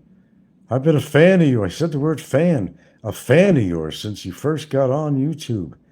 That dude has been following me ever since I had anything to do with YouTube. All the way back, a lot of years, a decade. That's obsessive, man. Just like his insistence of coming over to here that time. He didn't want to leave the island until he finally met the famous me. And how like a little teenage girl who's seen her favorite singer or something swooning. He was swooning to meet the famous Frank. But that's what he does. He had to go over to see Fazio because Fazio was controversial. He had to go over to see me because I was controversial. He had to go over to see Jerry the Fairy because Jerry was controversial. That's what he does. That's what he did. Yeah, he does do it for the attention. I don't know. He likes a lot of attention. I don't know what his upbringing was like. Maybe he didn't get the attention he wanted to. I don't know. Comes out as an adult. It shows out in different ways. Grievous always make comments. I always see his comments here and there. He was blocked. I got him blocked. He'd go under another name. In fact, one of you could be Grievous for all I know. But they managed to come on my channel, so I figure out that's just so-and-so, a troll, whatever, Grievous or somebody, or even Barry. Yeah. I shouldn't even allow to commenting, but I don't know. This might be my last show for a while. I got better things to do with my life lately. There's a lot of projects I have over here. And I'm not getting anything out of it. Same as usual. I'm just not getting anything out of it. Like I said many times in the past, I'm not monetized. I'm not making buku money. I'm not making any money on here. If I was, it might be worthwhile. Ah, Judge Reingold. I haven't seen you for a while. Frank, don't you realize he's got to make a nice troll comment? Frank, don't you realize you're a coward going after a mentally challenged man? Well, you're right about that part on him being mentally challenged. That's why he was on disability. Is that all you can do? Do you feel empowered? You're a weak little man. Well, I got the power to get you off here, and I just did. Well, sometimes there's things in life that you have to do, Judge Reingold or whatever. There's sometimes things you have to do, and you just do it. I got my satisfaction already. I've already been rewarded. Whatever happens to me, I got the job done already on him. Touche, I guess, 2 3/4 years locked up abroad. If he had kids, it might be something to tell story to his kids or grandkids. Write a book. That's right, he's illiterate, so he couldn't write a book. Sorry, dumb statement, right? Yeah. Oh, well, it's his mouth that got him into trouble, and it's his mouth that continues to get him into trouble. But it's not over for him yet. He may just have another surprise. Maybe. We'll see. He might have one more surprise coming. And I'm not going to tell you what it is. Don't want to spoil the gravy. It's not necessarily over for Barry, or over with me and Barry. Let's just put it that way. Time will tell. Time will tell. Anyway, what did you make, dear? Hold on. Oh, I like that. It's like meat, potatoes, and vegetables. Oh my goodness. And what are you eating tonight? Same. Oh, okay. I just wait for the kids. The kids. Oh, they're still, where are they now? Still Town. not even town here?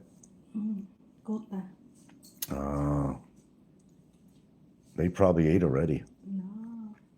We do swimming earlier after that one. Swimming. All right, good that they're doing activities. Got the brakes fixed on the electric bike and You feel around 12 months siguro to or earthquake again? earthquake. Yeah. Where? When I go there in Bantayan. You felt an earthquake in Bantayan? Yeah. I didn't feel anything over I here. didn't feel it. No, I didn't feel anything over here. Was there an earthquake I heard possibly in Thailand? No. That was old info. No. Oh, it's hot. Yeah, it's hot. A nice hot meal, Barry. Had a nice hot meal. A really yumminkin meal here. Don't worry. You'll be out one day. You'll be out. Maybe you could work for the food bank in Alabama or something. Maybe you could take home a little bit of the food. Or get your job back at the pancake house. Would they take felons from another country, though? I don't know. It do be a terrible situation for them. Anyway, I gotta go. I gotta eat. I gotta watch a movie or finish a movie with Dolph Lundgren. Thank you very much for the dialogue, folks. And we may